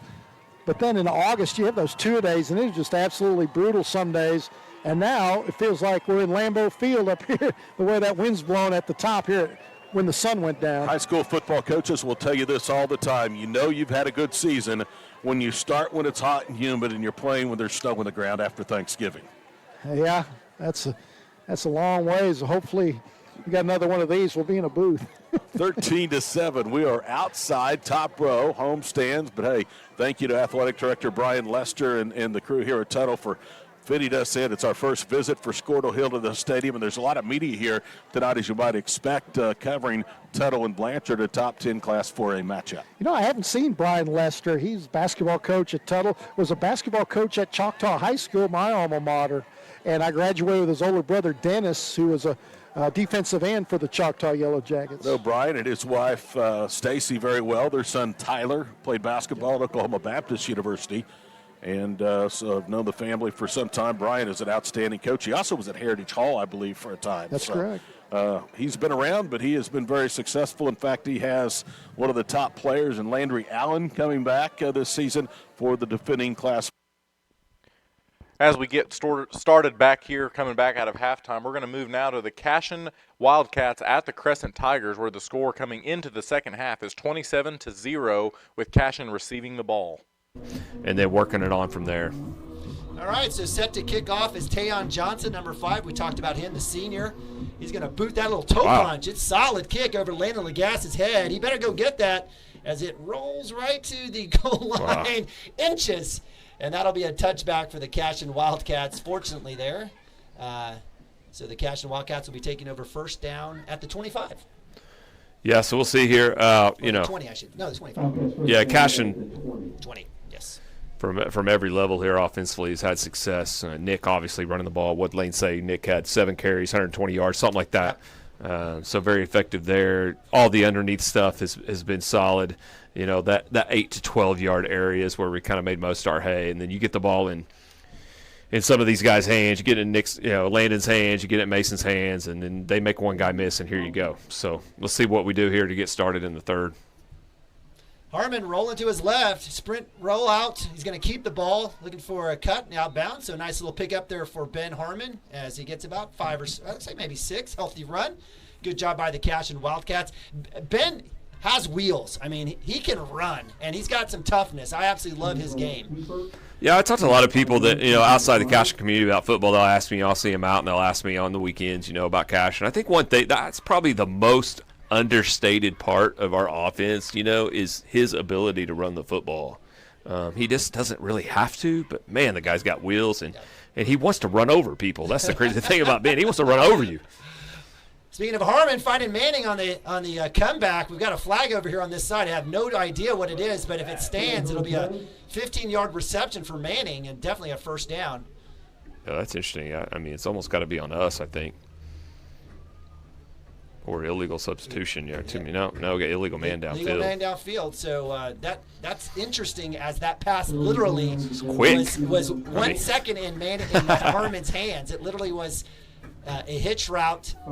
So I guess we've got some fast linemen. Well, I bet I would guess that we had somebody covered up that should have been covered up. So I'm guessing one of our receivers, somebody was covered up and ran down the field probably. There's no way any of our linemen are getting down the field that quick. Absolutely. So with the mark off, it'll be second down. It'll negate Ben's run. It'll be second down and 10. 2 by 2 for the and just like that, the Cashin Wildcats will get the 5 back as number 51 or 61 Stone Fisher, large man, across the line, and that'll be now a second down and 5. And we're welcomed in the booth by Alex Nabavi with a little smile.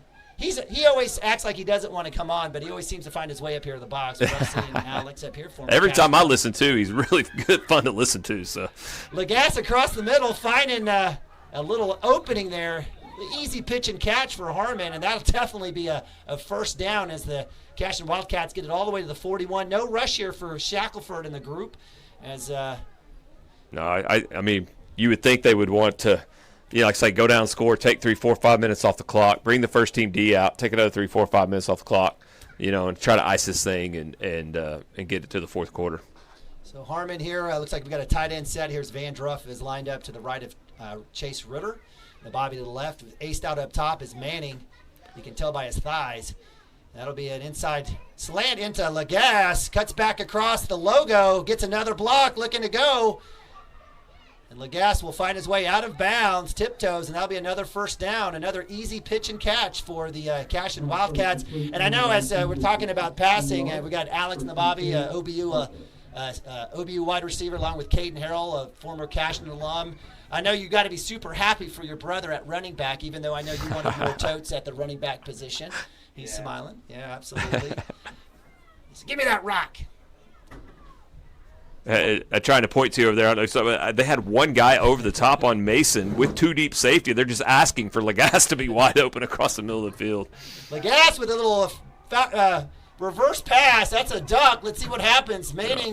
Manning playing defensive back there. So son, throw the ball, as Manning had beaten 3 guys to the 10-yard line. And Lagasse says, hey, man, I'm a receiver, not a quarterback. Yeah, that just did not come out of Ben's hand, right? That didn't look right. But, yeah.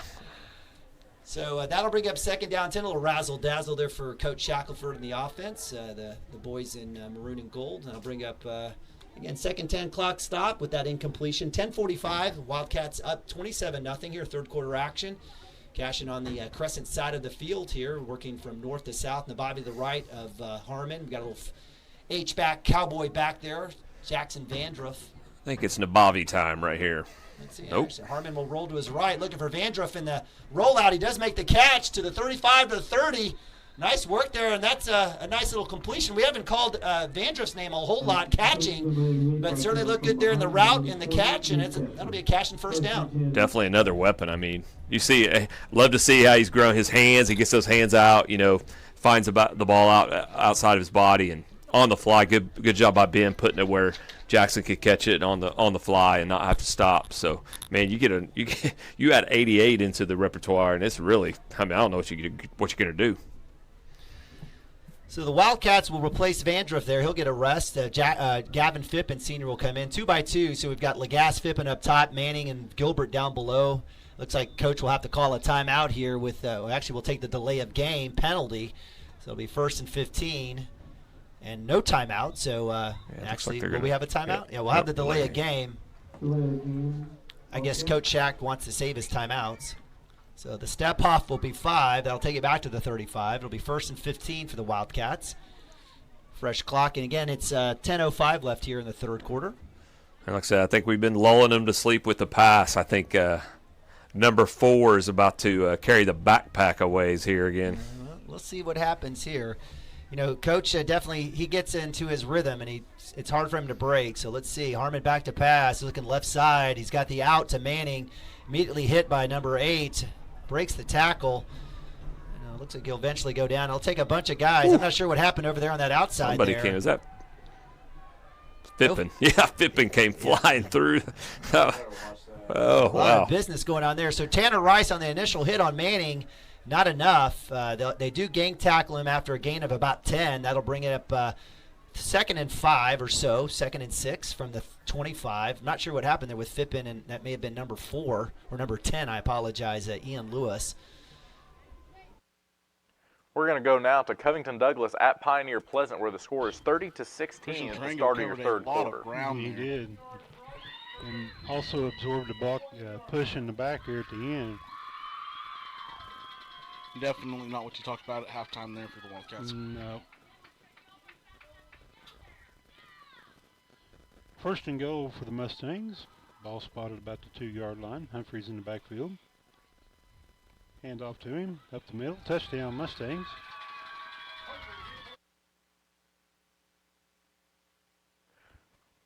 We're going to go now to Blanchard at Tuttle. Cannon West, he gets the snap, running right, has the first down for the time being. A flag, though, was thrown by the Whitecap behind the play at the 35. And now let's read it. It's an illegal shift against the Tigers. So instead of being a first down, it's now 4th and 6 at the line of scrimmage back at the Blanchard 29. And as I mentioned before, the longer the field goes, Blanchard just does not want to break in their defense. Tuttle can move the ball on the ground, but you get to a certain point at so many plays that a penalty or a nice tackle jumping up in the hole, and it stifles Tuttle's drive. Tigers forte running the football. Just under 235 yards on the ground per ball game. They had 101 yards of total offense combined in the first half. So it's 4th down and 6 at the 29-yard line of Blanchard. Dennis is back out there as the quarterback. Blake Stewart is the running back. Harley Andrews is tied in right. They send a man in motion, fake the handoff. Dennis rolling left is being pursued. He's going to keep it, trying to get to the first down marker, and he won't. He's tackled at the 26-yard line. And again, Tuttle with an impressive drive that turns it over on downs. Mason Dennis is not slow. With that naked bootleg, at first it appeared that Dennis was going to turn the corner, but Blanchard is almost just as fast as Tuttle, sideline to sideline. These teams are going to have to run straight at each other. Scott, in the last 6.5 quarters against Tuttle, Blanchard has allowed a total of 7 points to one of the best programs in 4A. 8:15 to play here in the third quarter. 1st and 10 at the 26-yard line. Out of the gun is Frazier. They give it to Garrett running right. Finally gets a little running room. We're going to leave here and go to our other game of the week, Hooker at Fairview. Smith again looking left. That ball is incomplete as the receiver broke off the pattern, Hudson Hill. And there were a couple of Fairview Jackets over there closer than Hill. So it'll be 2nd down and 10.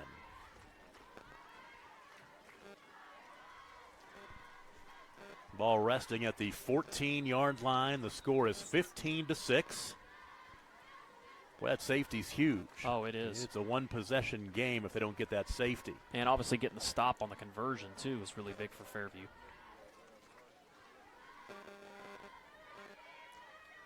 Second down and 10 from the 14. They can get a first down inside the 4, or inside the 5, excuse me. About the 4-yard line. Pump fake, bake, back left near pylon, and that ball is incomplete as he was trying to get it to Seth Pritchard. Good coverage over there.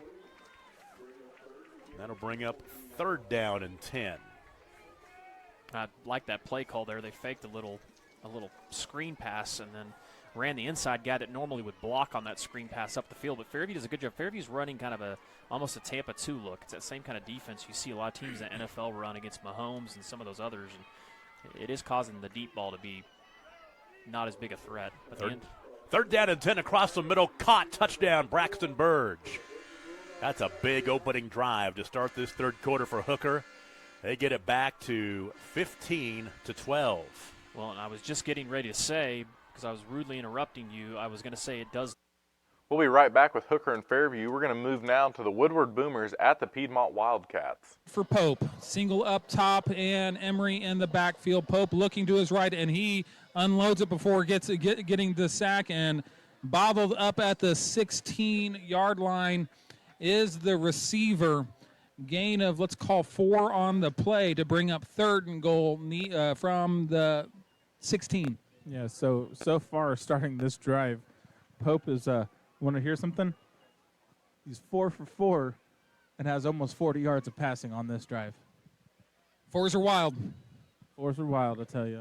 I'm going to make a poker hand. You know, 1 pass for 19, 1 pass for 12, 1 pass for 7, 1 pass for 2 yards. Second and goal, need the end zone. That's right, because first down repeated because of the penalty. I'm getting caught up here. Here we go. Pope looking to pass, looking to his right, and throws, and is tipped. Cole Riggs almost had that one. Yeah, Cole Riggs was able to stop the streak of completion passes and put him in a big-time third down here at 3rd and 16. And let's see if Piedmont Faithful is going to stick up for this defense. Piedmont's getting a couple substitutions in, putting in the fast guys in there to make sure to keep everything in front of them. So let's see what happens. I'm going to say they're probably going to bring maybe a little bit of pressure, and let's just say this: Pope's going to roll to his left, and maybe he's going to roll to his left, and maybe abandon his protection like he's been doing all night, like he's Patrick Mahomes and Madden. Yeah. Here we go. Shovel pass. Twins on either side for Pope in the shotgun as they get lined up. And it is rolling to his right, and he's got pressure, and he is absolutely swallowed right there. Big-time sack. That's Cannon Wood and Ashby. That's a senior Ashby with Wood laying down some wood for looks like a 15-yard. Yeah, because they were at the 6. No, not 15. About an 8-yard loss on that sack. So looks like the offense is staying on the field. Looks like they're bringing out the kicker finally. Okay, thank goodness. I was about to say we went 10 seconds. Go get him, Tiger. Yeah. Oh, my goodness. I was about to say, wow. That was a bold move, Cotton. Bold move, Cotton. Yeah. Let's see how this plays out. Yeah, I told you beginning of the season I'll do it once. He can't see anything, Cotton. So lines up from the 29 near hash. 39-yarder, and the kick is up. Looks like it's just short. No good. Great field position here. Set up by the Ashby and Cannon Wood. Big-time sack. Put him out of field goal range. We'll be right back with Woodward Piedmont. We're going to go now to Covington Douglas at Pioneer Pleasant. Ford Smith in the empty backfield. Bring Parker Smith in motion across the... Ford Smith with a good block there. Parker Smith lowers his shoulder. I'm not sure. Had some extracurriculars going on over there after the play.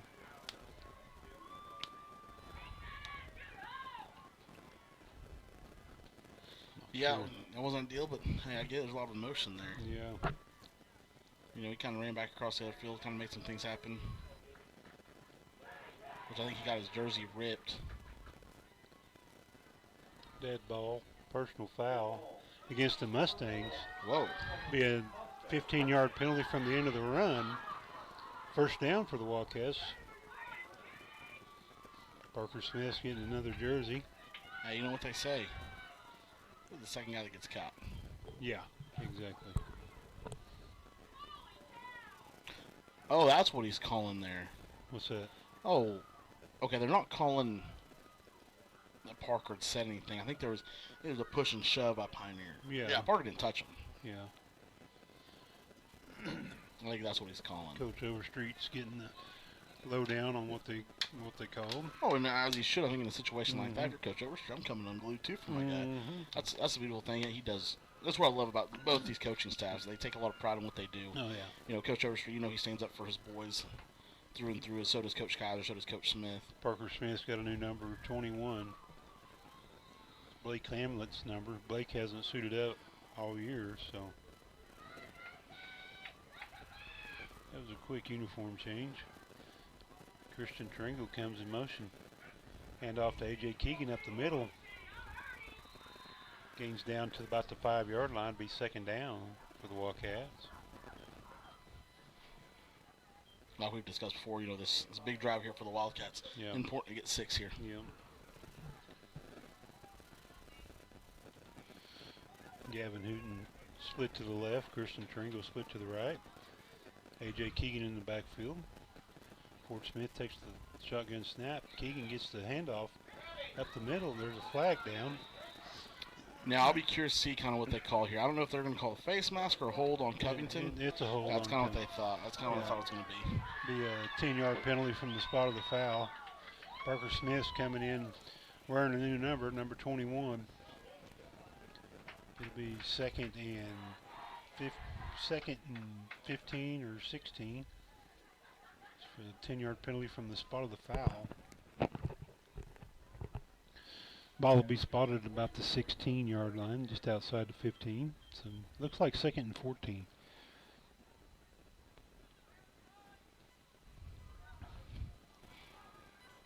I think that jersey got ripped in half there. Yeah.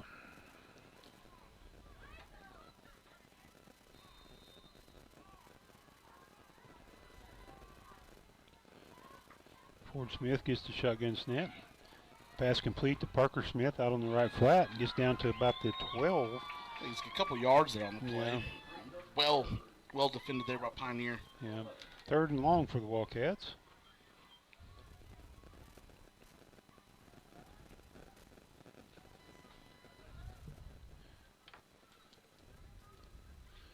Gavin Hooten split to the right. Parker Smith, Christian Tarango, and A.J. Keegan split to the left. Ford Smith all alone in the backfield. It's one heck of a 3 there to your left side. Ford Smith rolls out. Pass falls incomplete, intended for Hooten. There's a late flag on the play. Yeah, I think that's going to be due to extracurricular activity. Not sure who's it on. Is it on Pioneer or is it on the Wildcats? Unsportsmanlike conduct, the call against the Mustangs. That'll be a 15-yard penalty or half the distance to the goal and replay the down. I don't think it's an automatic first down. I thought those were an automatic first down. No. I got educated on that. Oh. Yeah. The only automatic first downs are personal fouls. Oh, was that not a personal foul?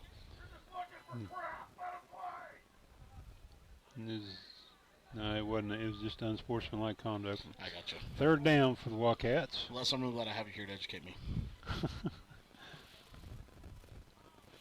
Well, we're going to go now to Anadarko Warriors at the Kingfisher Yellow Jackets. And they say touchdown. Well, they're calling for touchdown. Some hard hits there, and the young man is still down. Seeing the coaches come out onto the field. Well, he pops up there, but he's feeling the effects of that hit. Somehow held on. I think he's looking for his wind, his breath right now. Coach, quit talking to me. I can't breathe. Quit asking me questions. But the Warriors tack on 6 more. was a heck of a job holding on. You heard all the oohs. Even came out of the press box here. We'll be right back with the Anadarko Kingfisher game. We're going to go now live to the other game of the week, which is also a district championship, the Blanchard Lions at the Tuttle Tigers. Inside the 35, it is out of bounds near the 33-yard line. You'll take that 4 downs if you're Blanchard on first down. Well, especially when Lincoln Smith has the ball in his hands. But there was nowhere to go. Just a straight pass out in the right flat. Lincoln Smith 3 yards behind the line of scrimmage, just one juke to the right, into the left, gets a couple yards. They only give him 2 to the 35, not the 33, and there wasn't much running room, so he was fortunate to get just 2 yards. 1:24 to play. Clock stops as he was hit out of bounds. 2nd and 8 at the 35. They split the backs to each side of Bryson Frazier. And now they will hand it off to Garrett, and he has nowhere to go. C.J. Connor. C.J. Connor again got him back at the 36-yard line. A loss of about 1.5 yards, but it's 3rd down and long again. C.J. Connor playing in the linebacker position is very disciplined. He sees the fakes, but even Frazier doing a good job. Stick it in the belly for a while. Sometimes he let it go. That time he did the handoff, was not faked at all. Quick tackle at the line of scrimmage. Under a minute to play, 3rd quarter, 13-7, as you see on the lower left of your screen. In a 4A2 matchup, Blanchard trying to win for the 6th time in the last 11 games and trying to beat Tuttle in back-to-back seasons. 3rd down and 9, the ball between the 36 and 37. 2 backs in the backfield. Now they're going to motion Zach Garrett to the far side. Frazier on a slant over the middle. Has a receiver. It's caught. And he's inside the 25 and down to the 19-yard line. Lincoln Smith. Lincoln Smith again making another play. They put it down at the 20, so it is a catch and run of 18 yards. And now Blanchard, trying to go up 2 scores, is in the red zone. Nice little quick slant. Kobe Modron for Tuttle made the tackle on Lincoln Smith because Smith broke 1 tackle. If Modron doesn't get him, it's 6 points. That'll be the final play of the 3rd quarter. 12 minutes to decide this Grady County rivalry. Through 3, 13-7. Number 10 leads number 1 on the Skordle game of the week.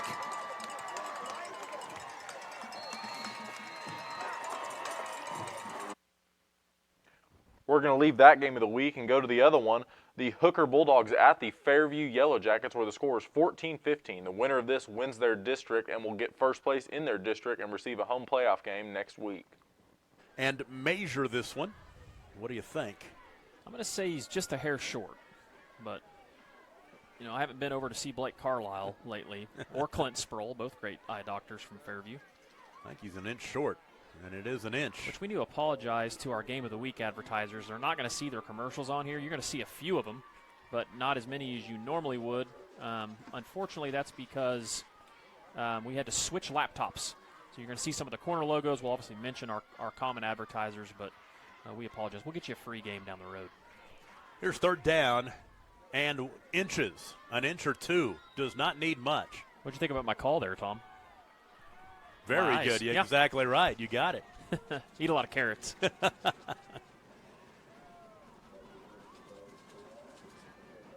doggo has it. Tried to bounce it left. Oh, and and he got second effort. Well, it's going to be Nope. close. I don't think he got it. He I didn't don't get think it. he got it. He's short.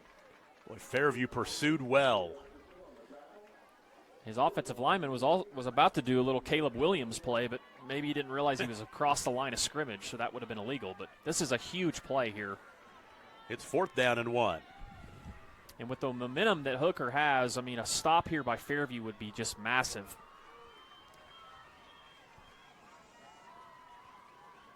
Fourth down and 1 for Hooker, trailing 15-14. 3rd quarter here in Fairview. Gavin Parker checking the wrist, looking for the play. He wants to throw. Now he's chased, dumps it out left flat. Play. Hill makes the catch, 1st down, and a late flag as Hill is tackled. I don't know what the flag was. It looks like maybe a face mask. Parker pivoted to his left. He looked right. Personal foul, face mask, add 15 to the end of the run. So the 6-yard completion, then add 15 to it. Well, that is huge because they were stopped behind the line of scrimmage, and fantastic play out there in the flats. It's tough, when they spread you out and they have so many different athletes all over the place. For the most part, Fairview's done a really good job. The second half, Hooker's, found some things that they really like. So it's first down and 10 at the 11-yard line. They can get a first down inside the 1. Hooker can take the lead for the first time tonight. 4 wide to put the man in motion. That's Pritchard from right to left.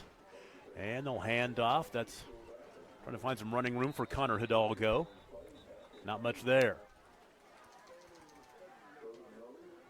If I am given any kind of keys on Fairview's side, it's pretty obvious when they're going to run the ball because the quarterback, he drops straight back on any pass play and he turns his feet when they hand off on the inside. So if anybody out there from Fairview's listening and want to get the ear of any of their coaches, that might give them that might be a little Fairview alumni coming out in me. Second down and 9 from the 10. Speaking of Fairview alumni, I need to give a shout out to Tim and Corey and Jason. They're watching from the campfire out at the Bartell Farm right now. So. Second down and 9. Right flat. Ball is caught. That's Cleet Martins, the freshman, and he's upended inside the 5-yard line. Let's see where they mark him down to the 1. It looks really close to a first down, doesn't it? Yeah, should be if they get it inside the 1. They need to stop the clock, yeah. It's a 9-yard completion for Martins, his 3rd catch of the night. He's a pretty impressive little freshman. Well, first down and goal. Hand off. Is that Hidalgo? That's Cleet Martins trying to get in, did he? Yep, touchdown. He did. Touchdown for the freshman Cleet Martins. And Hooker goes on top for the first time. It's 20-12. Boy, that was a big answer by Hooker. Just a lot of, they just look like a different team in the second half. We'll be right back with the Hooker-Fairview game. We're going to go now live to Crescent, Oklahoma, where Cashin Wildcats are playing the Crescent Tigers. A score 34-0 with Cashin in Paydirt territory. To bring this to you guys live and every weekend. Cashin coming back out, started the 4th quarter. The starters are in, trying to get this last drive. We've got 4 receivers up top. Legas by himself down below. They didn't call that. Kate Varner on him. Let's see if this might be a matchup. I do like Varner's size and athleticism, so if Legas gets it, he's earned it. Deep safety there over the middle.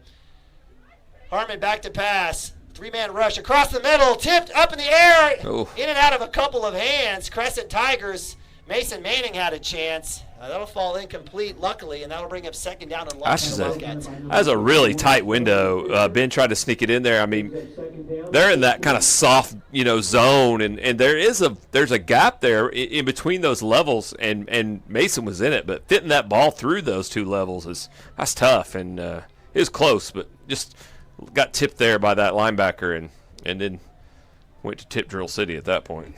Same formation. Got Legas by himself. Little screen here to Gavin Phippen. He'll catch out in the flats. He's got a couple blockers. Get in the end zone, Gavin. Get in the end zone. Touchdown, Gavin Phippen with a little authority, little love at the end. Gavin Phippen, first touchdown of the year, and the horn goes off, and the Cashin Wildcats put another on the board. Hey, great to see that. That kid's overcome so much this year after the terrible injury this summer in 7-on-7, and to see Gavin come back and we know we can rely on him on the defensive side. He does a great job.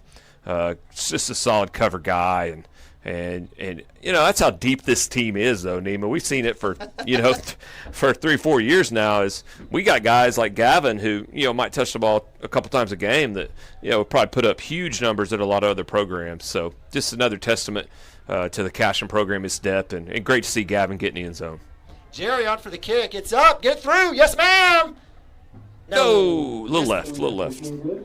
So missed extra point, and so that will lead the score. Your Cashin Wildcats ranked number 1 in the state, 40. Your Crescent Tigers, 0. We'll be right back with the Cashin Crescent game. We're going to go now live to the other Skordle game of the week, where the Blanchard Lions are taking on the Tuttle Tigers. First down.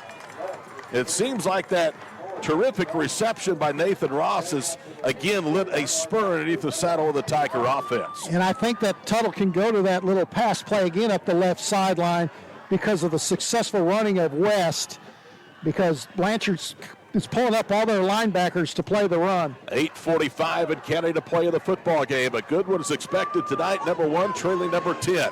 13-7 of the 4th. First and 10, Tigers at the own 41. Hand off this time to McAdoo. running left end, and he's inside, past the 45, up to the 48-yard line. They just have so many different weapons that they can throw at you through the passing game and on the ground. Well, you pound Cannon West, Cannon West, Cannon West. So that's drilled into the Blanchard defense. We got to stop Cannon West.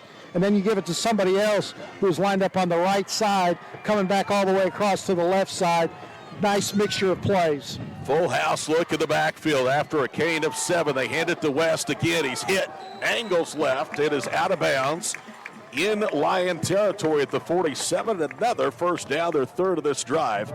All of their second half, they have 5 first downs here in the second half, 3 of this drive. Blanchard wants a timeout, and we're going to take a break as well. 8:01 to play in the ball game. Back after these messages, 13-7 Blanchard over Tuttle on the Skordle Game of the Week. Are you looking for a bank that provides excellent security and safety for your account information? Then Bank Central is made for you. When you use our website, bcna.com.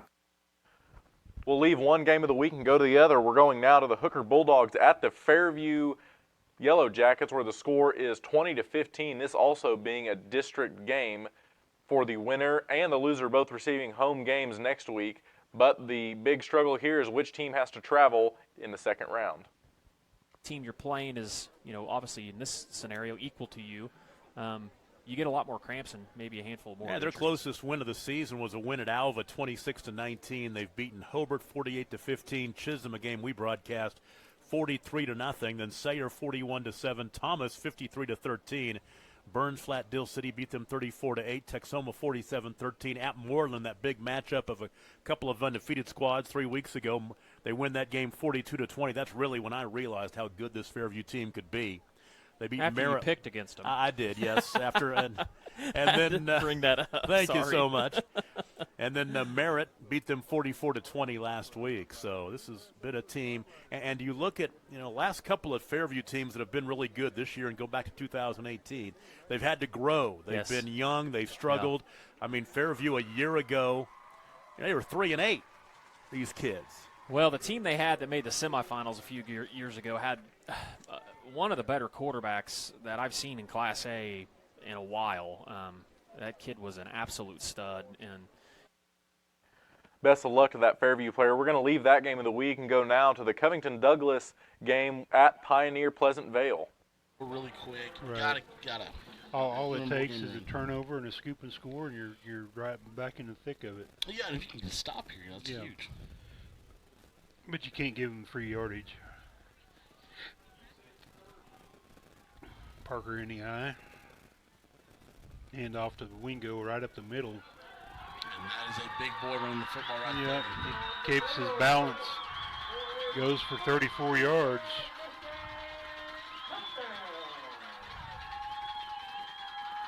Big touchdown there for Pioneer.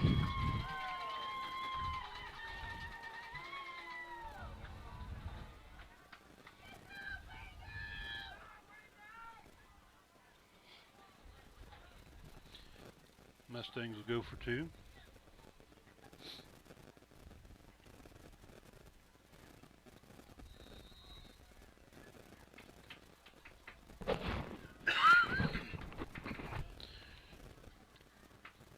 Parker in the eye. Ty Parker takes it himself. In for the 2 points.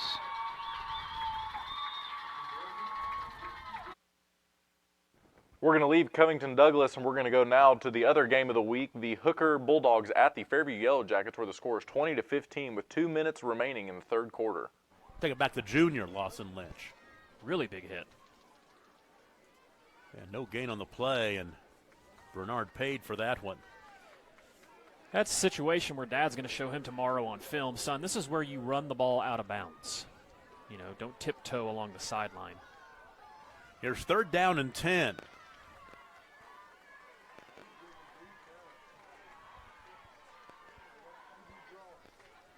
Final 2 minutes of the third quarter. Timeout. Big play for Fairview. We'll be right back with the Hooker Fairview game. We're going to go now live to the Blanchard Tuttle game. this drive. West gets the handoff, running left, and he's tripped up. Good tackle by Barris again at the 12-yard line. Gain of 7, though, and that's just all in the line search. Yeah, Tyler McCartney is the left tackle for the Tigers, and like you said, Todd, big surge. They quickly snap it again. West coming left. He's to the 5. West dragging defenders with him, trying to get to the end zone, and they've stopped him short. Inside the 5, though, it's going to bring up first down and goal to go. Tuttle taking no time whatsoever to get the ball snapped. Running left again, tackled by Caden Wright. Illegal substitution against Blanchard. It's declined. They'll take the play. That's going to bring up first down and goal to go.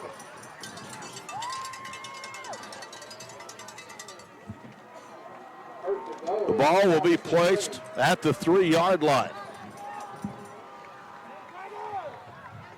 6:45 to play in the ball game. Tuttle with the touchdown and an extra point would take their first lead of the night. Wildcat look. West and McAdoo in the backfield. It's West out of the Wildcat. Touchdown Tigers. West followed the block of Gunnar Kerr through the hole. Gunnar Kerr pushes the linebacker into the end zone. West walks in for the score. So now it has come down to an extra point from Connor Wong to give the Tigers their first lead of the contest with 6:34 to play.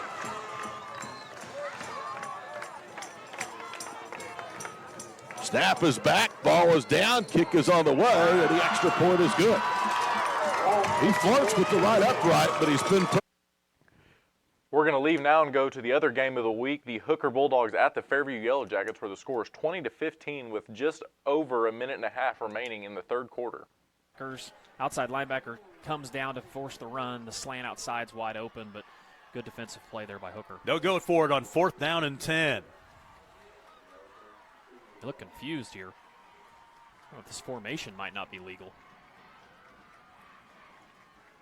Here comes Hooker bringing the heat. Bernard flush right, throws it up toward the end zone. The ball incomplete. And Hooker has stopped Fairview. The Bulldogs will take over 1st down and 10. Tell you what, there's been some big defensive stands in this ball game already. That's a big one right there. Yeah, and Fairview, for 2 straight possessions in a row, have just moved the ball effortlessly from, 30 or 40 yards. And it seems like once they get down in the red zone, just small mistakes. And, credit to Hooker. That's tough, though, when you're in that spread formation. The field tightens down, and it makes a lot of your plays that spread the field out We'll be right back with Hooker and Fairview. We're going to move now to the Woodward Boomers at the Piedmont Wildcats, where we have a tied ball game, 14-14 in the fourth quarter. And they are on the other side of the world. Goodness gracious. Here we go. Mars, fumble on the end zone, and it's going to be close. Who picked it up? It looks like Piedmont picked it up, and Lucian just started running with the ball before he had it. That was one of those things. He took his eyes off the ball whenever it got pitched to him, and he was looking upfield. Almost a disaster, but pretty disastrous. So that's going to bring up 2nd and 23 at the 1-yard line. No margin for error here in this area of the field. Yeah, this is one of those where there's not much in the playbook that you can do that's you're just, at this point, making sure you're just getting positive yardage. Handoff is to Wood, and just looking to get it across that end zone line is all they're looking to do there. That was Robles on the carry. Robles on the carry, pardon me. Mm-hmm. It's okay. I feel great shame. You need to. And I do. You should. And so here I am. So big 3rd down. We'll be right back with the Piedmont Woodward game. We're going to move now back to our other game of the week, the Hooker Bulldogs at the Fairview Yellow Jackets. This being a district game, the loser of this game will most likely have to travel in the second round. This drive will start. Big turnover.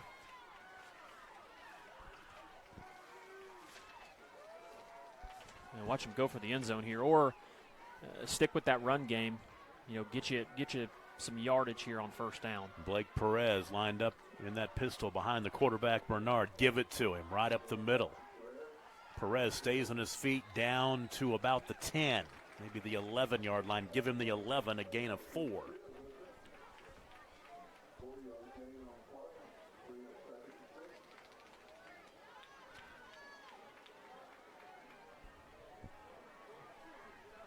Touchdown can put Fairview back on top as they try to capitalize on the fumble. Keep feeding it to Perez. I like it. Touchdown. Right up the middle, and he'll get inside the 5. That'll be a first down to the 2 as he gains 9 yards. We're going to split your screen now with both games of the week, the Hooker Bulldogs at the Fairview Yellow Jackets and the Blanchard Lions, at the Tuttle Tigers.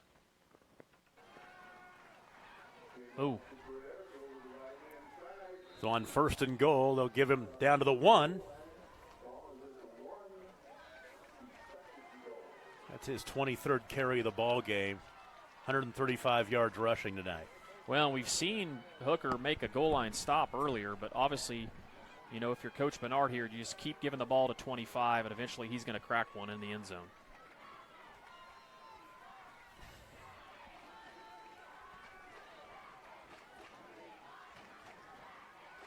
Perez to the end zone, touchdown, and the Jackets go back on top. Frazier looking left. Now he's going to keep it on a designed run.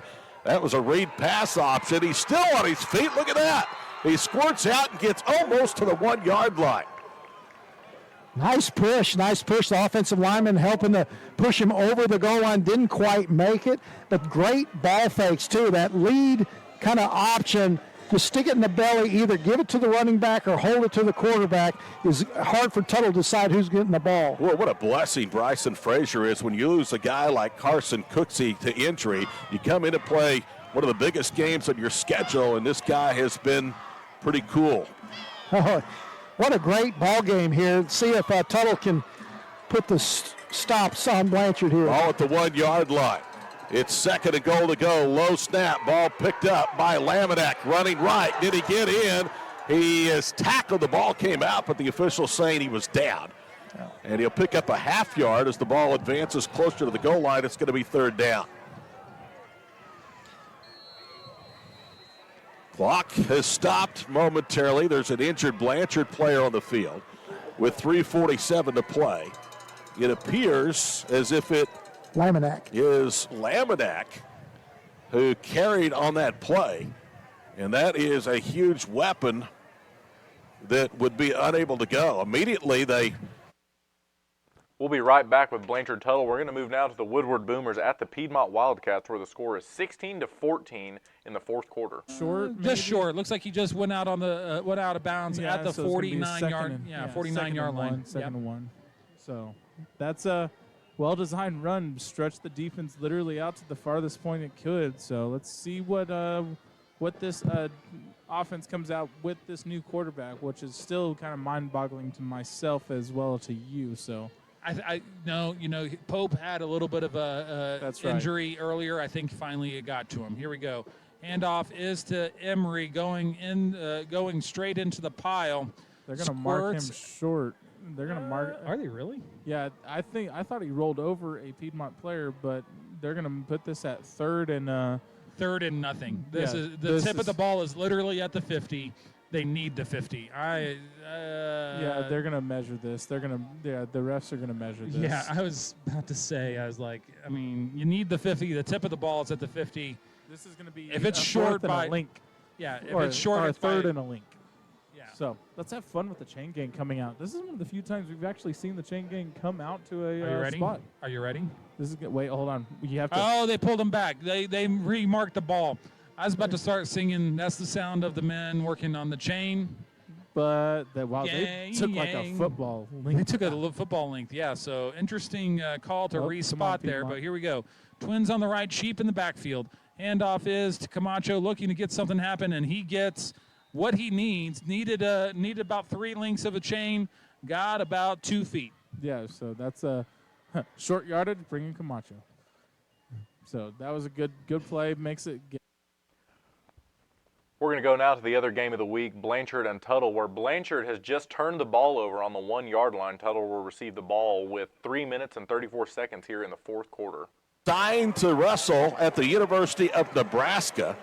He is the defending 4A state champion. Just 2 quick score updates before we get back to the Tuttle-Blanchard game. The Cashion Wildcats will beat the Crescent Tigers 40-8, moving the Cashion Wildcats to 9-1, and the Crescent Tigers 3-7. Our other game, the Timberlake Tigers at the Blue Jacket Chieftains. That score is 54-0 with Timberlake winning, going 10-0 in the season. Making a huge fumble recovery for Harley Andrews that could put a cap on this if Tuttle can run out the clock. First down and 10. The ball is at the 5-yard line. That is the 21st turnover forced this year by the Tuttle defense. We'll be right back with that game of the week. We're going to go back now to the Covington Douglas at Pioneer Pleasant Vale. I think OSU plays at 2:30 at West Virginia. Oh, that's right. Yeah. That's right. I had a bunch of friends that are on their way. I saw their Snapchats in West Virginia today.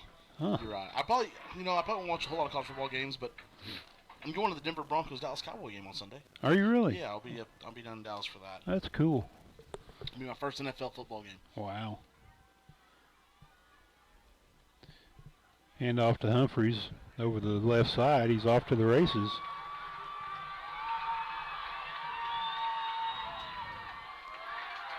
Gets tackled down inside the 5-yard line and be first and goal for the Mustangs. Christian Tringo on the stop. And Christian normally not that fast to track someone down from behind, but he got him. Mm-hmm. Saving a touchdown there for now. Yeah.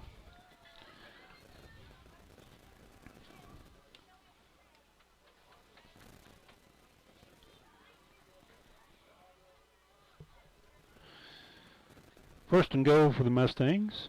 Humphrey in the eye. Ty Parker in at quarterback. Wingo in the fullback position. Hand off to Humphreys. Walks in. Touchdown. We'll be right back with Covington Douglas Pioneer Pleasant Vale. We're going to go now to the game of the week. Blanchard Lions at the Tuttle Tigers with 2 minutes and 23 seconds remaining in the fourth quarter. Him at the 37-yard line. And the Lions, if you don't get a stop here pretty quick, are going to have to start burning timeouts. We're approaching 2 minutes to play in the ball game. Ryland North coming up for Blanchard, finishing off the tackle, plugging up the hole up on the inside. Some of those down linemen on the inside. 2-yard gain to the 36. Second down at 8. We're under 2 minutes to play in the ball game. 1:45 to be exact. Second and 8. Tuttle trying to finish as 4A2 champions. They hand it off around the right end. Blake Stewart. And Stewart is going nowhere. He'll lose a yard to the 35. And now Blanchard uses the second of 3 timeouts here with the second half with $1:37 to go. And now you have Tuttle forced to third down and long. Great tackle by linebacker Ben Farrell there. Ball trying to go outside the right end. Farrell gives no ground at all. Tackle high, big bear hug, nice tackle. What a terrific football game. When they announced this week from Skordle headquarters we'd be coming here, I've been excited about this. This is a terrific rivalry in any sport. It's a Tri-City rivalry with Newcastle being together. Both teams have beaten Newcastle this season. Third down and 9 at the 35. So not only would Tuttle finish 10-0, they'd get the 4A District 2 championship. They would finish as the Tri-City champions amongst themselves, Blanchard and Newcastle. Blanchard defensive tackle Cody Lemon's doing a good job plugging some holes, helping linebackers like Farrell make those tackles. So it comes down to a stop here. If you can get one, you spend a timeout, and then you're going to probably go 70-plus yards without a timeout. But would not need a touchdown if you get the stop here. Trailing just 14-13. Yeah, and Tuttle already having a big interception already, and they're kind of wary of putting that ball in the air. I wonder if they just elect to keep it on the ground on 3rd and 9. Looking ahead, if it happens, Strong's longest field goal converted this year is 23 yards, but you have to get a stop here. Out of the gun, it's the Wildcat, Cannon West, wanting to throw, buying time, and he's finally rolled down and tackled near the boundary. As Bewley was the one, I think, that had him by the jersey and just slung him down. That's going to lose back to the 33-yard line, so -2. Brings up 3rd and 11, and now a flag has been thrown on the Tuttle sideline. Yeah. Jared Bewley doing a good job going sideline to sideline with that tackle. This could be a sideline warning. That's what I think it is. They were pointing to Jeff Ballard. You can see him out there with the visor. It is a sideline warning against Tuttle. So how about that? You tackle him out of bounds. He loses 2. So you preserve a timeout, 90 seconds to go and 1 timeout. And you got to get the ball in Lincoln Smith's hands. I think you just have to have Lincoln Smith back here. This is going to be a quick kick again. Mason Dennis stands in punt formation or out of the gun at the 27-yard line. They are changing the play. Now Dennis barking out the cadence. The play clock is just now starting, by the way. Dennis will pooch it away to the far side, near side. It's going to be returned for the 30, 35 to the 40, to the 45-yard line. That is Lamanek, and he reaches to midfield, and it is 50 yards away from a possible win now for Blanchard. Yeah, Tuttle was punting the whole time there. Just made it look like they might be going for it on 4th and 9.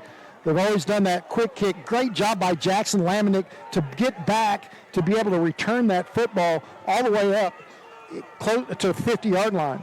How about that? They didn't really start the clock. I told you the play clock didn't start. There's still 1:28 to play. So a couple of breaks here for Blanchard. Let's see if they can take advantage from midfield. Frazier to throw. Here comes the pressure, and he's wrapped up and sacked. Harley Andrews will get another sack, and the loss goes back to the 46-yard line. -4, and now Blanchard, who caught a break on that last drive when West was unable to get out of bounds, now will have to burn their final timeout with 81 seconds to play. Parrish Terry near the quarterback as well. That is a mammoth sack for the Tigers because it forces Blanchard to use their final timeout with just 1:21 to play. We'll see what a state championship wrestler looks like. You want to see what a Division I prospect in wrestling looks like? Look at number 23, Harley Andrews, and he has really played well tonight. Yeah, 6'4", 245, and no fat on that frame. Having a lot of views tonight here on our Game of the Week from Tuttle. We appreciate you accessing our broadcast wherever you may be. You don't have the Skordle app, download it for free. You can watch tons of high school sports. We're quickly approaching basketball season as well here on our family of networks. In fact, this week, some of the small schools that are on Skordle begin their basketball broadcasts. 2nd and 14 back at the 46-yard line with 1:21 to play. Blanchard does not need a touchdown, but they need to get very deep into Tuttle's into the field. They empty the backfield. Here comes the pressure again. Frazier will run away from it, throws on the run over the middle, and it's incomplete. He was looking for Brayson Carter, and Carter just could not quite get enough separation. That was close to being past the line of scrimmage as well. Frazier might have been better if he kept that ball. He had a nice running lane up the middle, but he saw Carter streaking just inside the left hash, and if he could have connected with that, that would have been a game-winning touchdown. Scott, 13 seconds have come off the clock. 13 seconds since this drive started with 1:28. They're -4 and backed up to 3rd and 14 of their own 46 after starting this drive at midfield. 3 receivers left. Now a man comes in motion. That's Brayson Carter. Back to throw Frazier. Here comes the rush, and they sack him again at the 40. Dylan Cummings, the defensive end, got to him that time, and 2 huge sacks. And now the game is down to a last gasp attempt for the Lions. Well, Harley Andrews was right in the face of Frazier. Frazier's ducked him, but Cummings came from the backside. Here we go. Frazier gets the snap, running left, throwing left. Ball is intercepted at the 35-yard line, and that will do it. Mark Douglas. Mark Douglas, the sophomore, already has 3 interceptions. That's his 4th of the year, and he has a defensive score as well. And it is fitting that the Tigers defense will win this game for them, but what a terrific effort for their neighbors from Blanchard. Oh, what a ball game. I tell you, Blanchard from the start with the kickoff return for the score. When Tuttle needed the turnover, you get the big fumble, forced fumble by C.J. Connor, and then a great job by Mark Douglas knowing where the sticks was, because Blanchard just had to get. We're going to leave this game of the week and go now to the Hooker Bulldogs at the Fairview Yellow Jackets, where the score is 20-23 with 8 minutes and 54 seconds remaining in the fourth quarter. This also being the district championship for the respective teams, and if they both make it, the loser of this game will most likely have to travel in the second round of the playoffs. The third down and Cherokee. From Cherokee to Watonga. Line of scrimmage is the 43-yard line. They've got to get to inside the 17. Watch him run an inside handoff here, just a safe play. There you go. Might get the yardage he needs. Perez down to the 31-yard line. So got a little bit of it back as he picks up 12.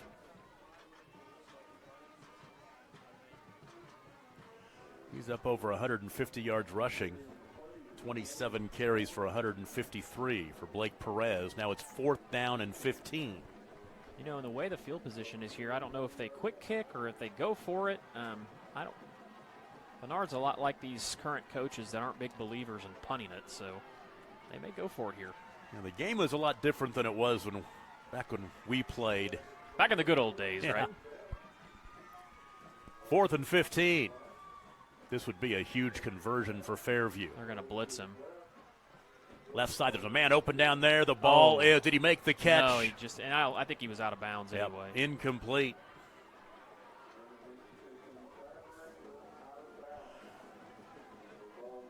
So Hooker will take over. 8:44 to play. When you have a game where a team throws the ball, I don't know how many times they've thrown it. The games typically last pretty long, so. Well, they have thrown it, let's see, 25. They've thrown it 40 times already. Jeez, I knew it was a lot. Be interesting to see if they try to keep establishing the run. I don't know what's taking them so long here, but. We'll be right back with the game of the week. We're going to move now to the Woodward Boomers at the Piedmont Wildcats, where the score is 16-17. It's gonna. I think they stopped him short. Hey, I'll take that. You know why? Clock's running. Clock's running, so that's going to be. I think they are going to charge. Woodward takes their first time out of the half. Last time out. Or no, first time out. Yes. Thank you. Whatever. I'm tired. I could read scoreboards too. Here we go. First time out for Woodward. Let's go ahead and take a break and catch our breaths. Crossover Radio Sports brings you Piedmont Wildcat football. We're going to be right back after this. And we're moving right back to the game of the week. The Hooker Bulldogs at the Fairview Yellow Jackets, where the score is 20-23, and the Hooker Bulldogs have the ball.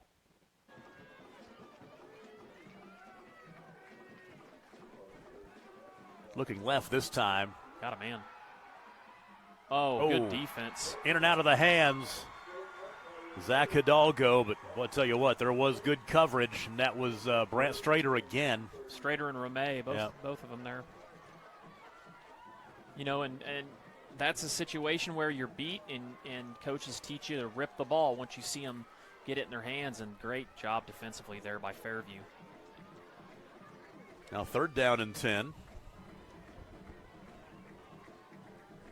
And watch for them to try to get something over the middle. They like these over-the-middle crossing routes or something up top with the ISO'd receiver, at the first down marker. He's sacked. Caden Pettis. Boy, he's been huge the last 2 possessions.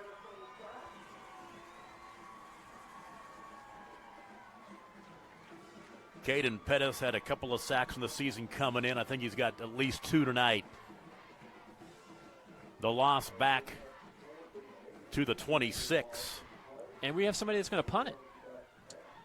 Has this happened yet? Well, Hudson Hill, this is the 2nd punt of the night. Okay. I must have been trying to find a cable or a. I think you were. Oh, that was not a. Well, it's going to roll, though. It's going to get a decent bounce. Yeah, it sure is. Roll inside the 40-yard line down to the 35, and that is where Fairview will take over.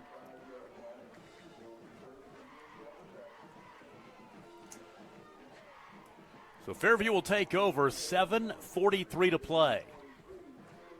They lead 23-20. They'll take over at their own 35. Well, and I would look to see Fairview just continue to try to establish the run here. One thing is you have a lead. You want to shorten the game, shorten the amount of possessions that Hooker is going to get the ball back with that dynamic quarterback. And they've had a lot of success on the ground. Perez has, run for over 150 yards. Yeah, right? 153 on 27 carries at this point. Yeah, you're going to get a heaping helping of him right here. You bet. Plus that, get in behind that big line, those seniors up front, and win this game, win the district, right? Exactly right. On first down, they stop him that time. Well, in that time, Hooker blitzed right into that. And loss of 1. I guess the first time they got him for negative yardage tonight.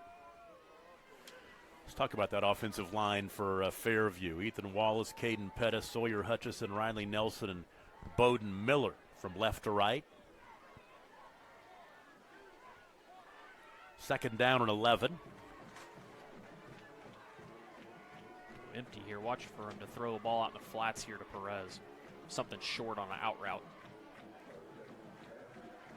Looking out to Fortune, and it's right play call. Look to the senior Brenner Fortune as he'll make the catch at the 39, gaining 5. It's a good safe play call there by Coach Bernard and make up some of that ground. Now you've got a 3rd and 6, and it's a lot more manageable.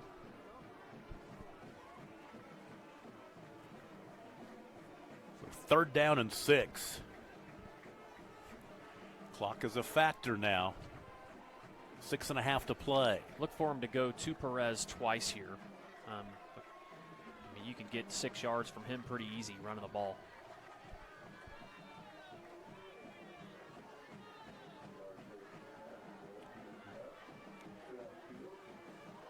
Short armed it in there.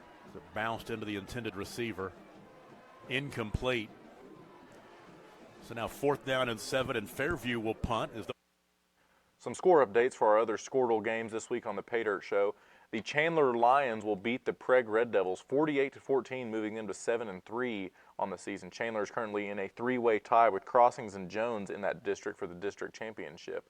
The other score we have to bring to you is the Skordle game of the week at Blanchard Lions at the Tuttle Tigers. The Tuttle Tigers will win and go 10-0 and become the district champions in that group. They will win 13-14. Like, ooh, that's a high snap. Oh. And now he's in trouble. And then he punts it.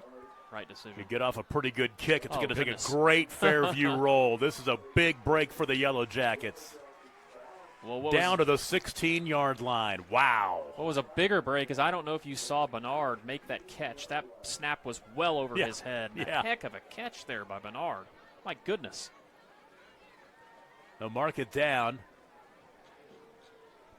at the 16. So Hooker has 84 yards to go to try to grab the lead in this one. Which with 6 minutes and the type of offense they run, that's an eternity. It really is. 5:27 to play. See if Fairview can get another stop. It's just, what can you do?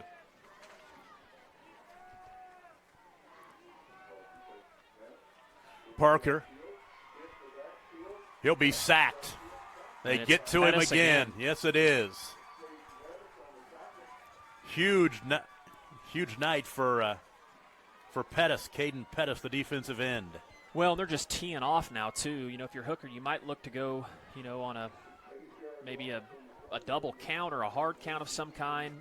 When they stopped establishing the run, Fairview is just teeing off and coming up the field, and it's not giving Parker a lot of time to make the throws that he wants. Lost 8 yards. It's 2nd down and 18.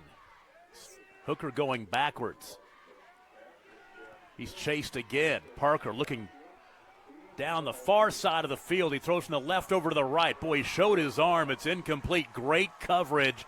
Bryce Ramey has the pass intended for Burge. Well, in that time, too, I don't know if you saw down here, Tom, on our side of the field, Hudson Hill had an opening. About the first time he's had an opening, Brenner Fortune has been all over him, stuck on him like glue, and that time he had some space, and Parker just missed him.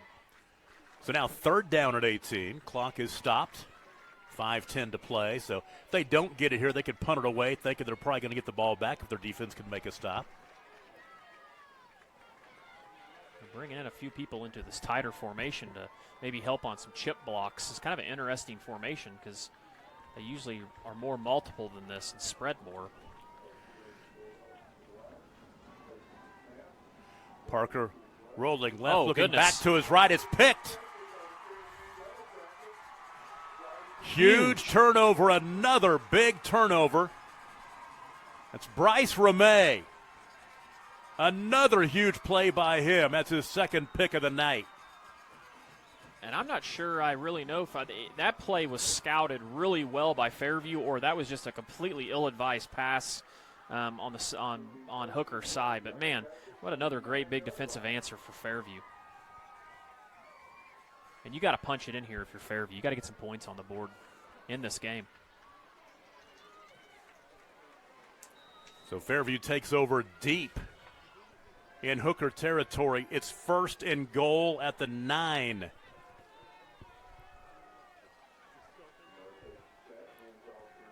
Perez steps out of a tackle, and he'll push the pile forward down to the 5. That was a heck of a run. Give him the 6, a gain of 3.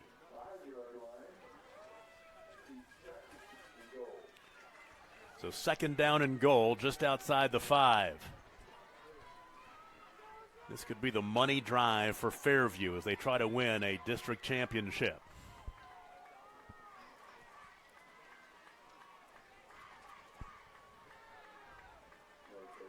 Hand it off to Perez again, and once again he'll get down near the goal line, just shy by a yard or 2. Give him the 2. Gain of 4.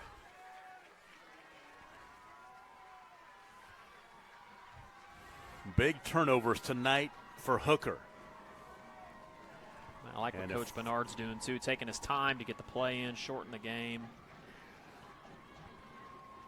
Fairview can cash in this last interception. It could mean a district championship and a perfect regular season.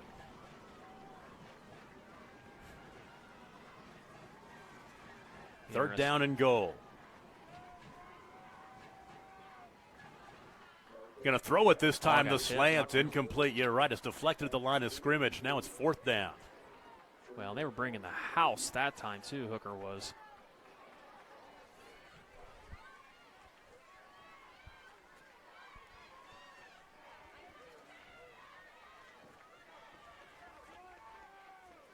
Big play call here for Fairview, obviously.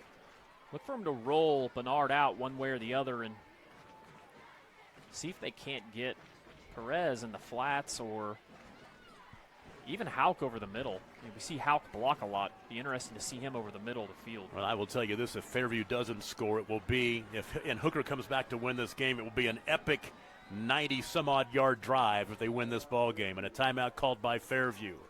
We'll take a break with 3:34 to play, 23-20 Fairview. We'll be right back with that game of the week. We're going to move now to the Covington-Douglas game at the Pioneer-Pleasant Vale game. The score being 28-60 with a little bit remaining in the 4th quarter. 1st and goal for the Wildcats. Ball spotted inside the 10-yard line.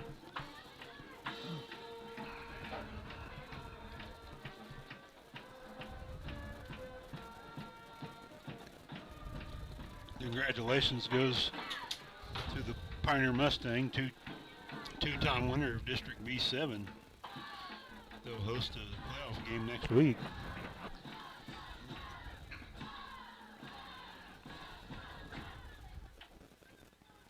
The Wildcats go to the winner of Davenport or the loser of Davenport Region Prep. Touchdown Wildcats. That's the end of the game. Looks like that was Cade Griffin, or no, Camden Thayer with the touchdown reception. They'll play the 2-point conversion.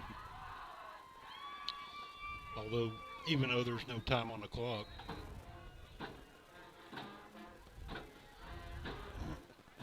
That will be the end of the game. Yeah. Wildcats are going for 2.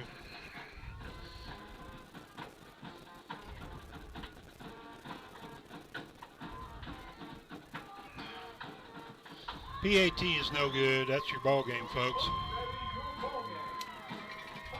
Final score, Pioneer Mustang 60, Wildcats 34.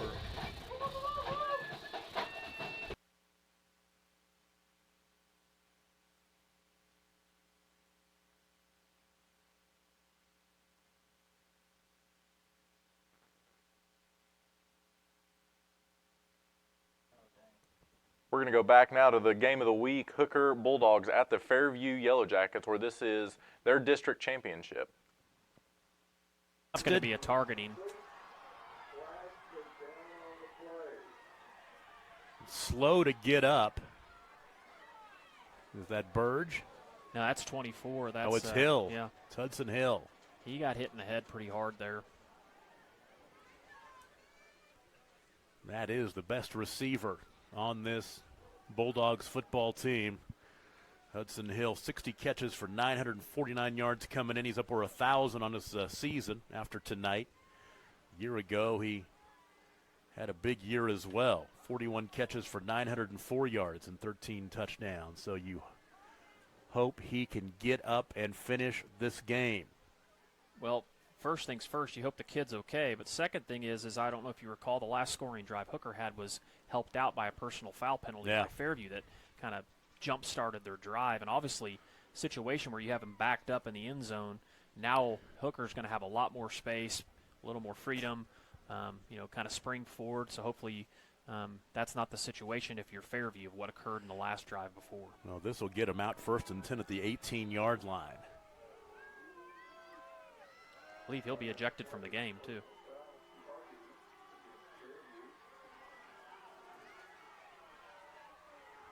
Coming out of the game is Micah Wheeler. He's had a big game tonight.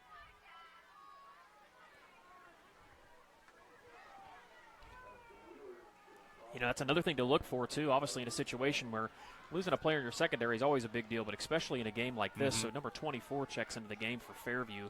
That is Caleb Uthier. And Caleb is a youngster, I think, He's a sophomore. So, He's a sophomore. Look for that to be an interesting situation, losing a player like Wheeler. Of course, Wheeler's only a freshman, so. So they'll put it out to the 17-yard line, 1st down and 10. We're going to close out our coverage of the Paydirt show. If you want to continue watching the Fairview Bulldogs, or the Fairview Yellow Jackets and the Hooker Bulldogs, you can watch that on the Skordle app or the Skordle website. To run through some of the games that we covered tonight, in the 4A2 district game, also the Skordle game of the week, the Tuttle Tigers will top the Blanchard Lions, moving them to 10-0, and the Blanchard Lions 7-3. That score in that game is 13-14. Coach Ballard from the Tuttle Tigers will move his team on to the district champions. The Fairview Hooker game still going on, the other game of the week where Adam Dieselhorst is at. In our 2A2 game, we have head coach Jack Gray and the Chandler Lions will win that game at 48-14, moving them to 7-3 on the seasons, defeating the Preg Red Devils, moving them down to 7-2. Another one of our games we had going on tonight, Coach Chris Padlety and the Anadarko Warriors moved ahead of the Kingfisher Yellow Jackets 54-14. That'll make them prospectively 3rd in their district and Kingfisher 4th in their district. On down in the Class A game, Coach Lynn Shackelford will lead the Cashion Wildcats to victory, moving them to 9-1 on their season, winning their district championship last week. They're also ranked number 1 in the state by many publications. The score to that game, 40-8. The Crescent Tigers are done for the season. Their record this year, 3-7. On to the next game, Covington Douglas Wildcats at the Pioneer Mustangs. That is going to make the Pioneer Mustangs the district championship winners with their win over the Covington Douglas Wildcats, the score on that game being 60-34. Coach Gus Overstreet moves the Pioneer Mustangs to 8-1 going into the playoffs, and the Covington Douglas Wildcats move to 5-5. In 5A, the Woodward Boomers will lose to the Piedmont Wildcats 24-16. The Piedmont Wildcats become district champions, the Piedmont Wildcats move on to the playoffs. They had to win that game to get into the playoffs. They will win 24-16, moving them and Coach Jeff Hall to 5-5 on the season. And the last game that we covered in Class C, the Blue Jacket Chieftains at the Timberlake Tigers. The Timberlake Tigers will win in the first half 54-0, moving them to 10-0 on the season, and the Blue Jacket Chieftains to 6-4. Coach Brian Severin of the Timberlake Tigers moves on to become district championships. Huge thanks to our studio here at Orthodontics Exclusively in Norman and the Skordle guys for setting up for us. Thank you, Adam Dieselhorst, Andy Campbell, who I'm filling in for tonight, Tom Nelson, Corey Rogers, Todd Miller, my producer, Ethan Sunken, all the camera guys out there covering all the games, as well as all the viewers that tuned in for the Skordle Paydirt. We'll tune in next week for Week 11. We'll see what we've got going on. I'm Drew Baker filling in for Andy Campbell, my producer Ethan Sunken. Thank you.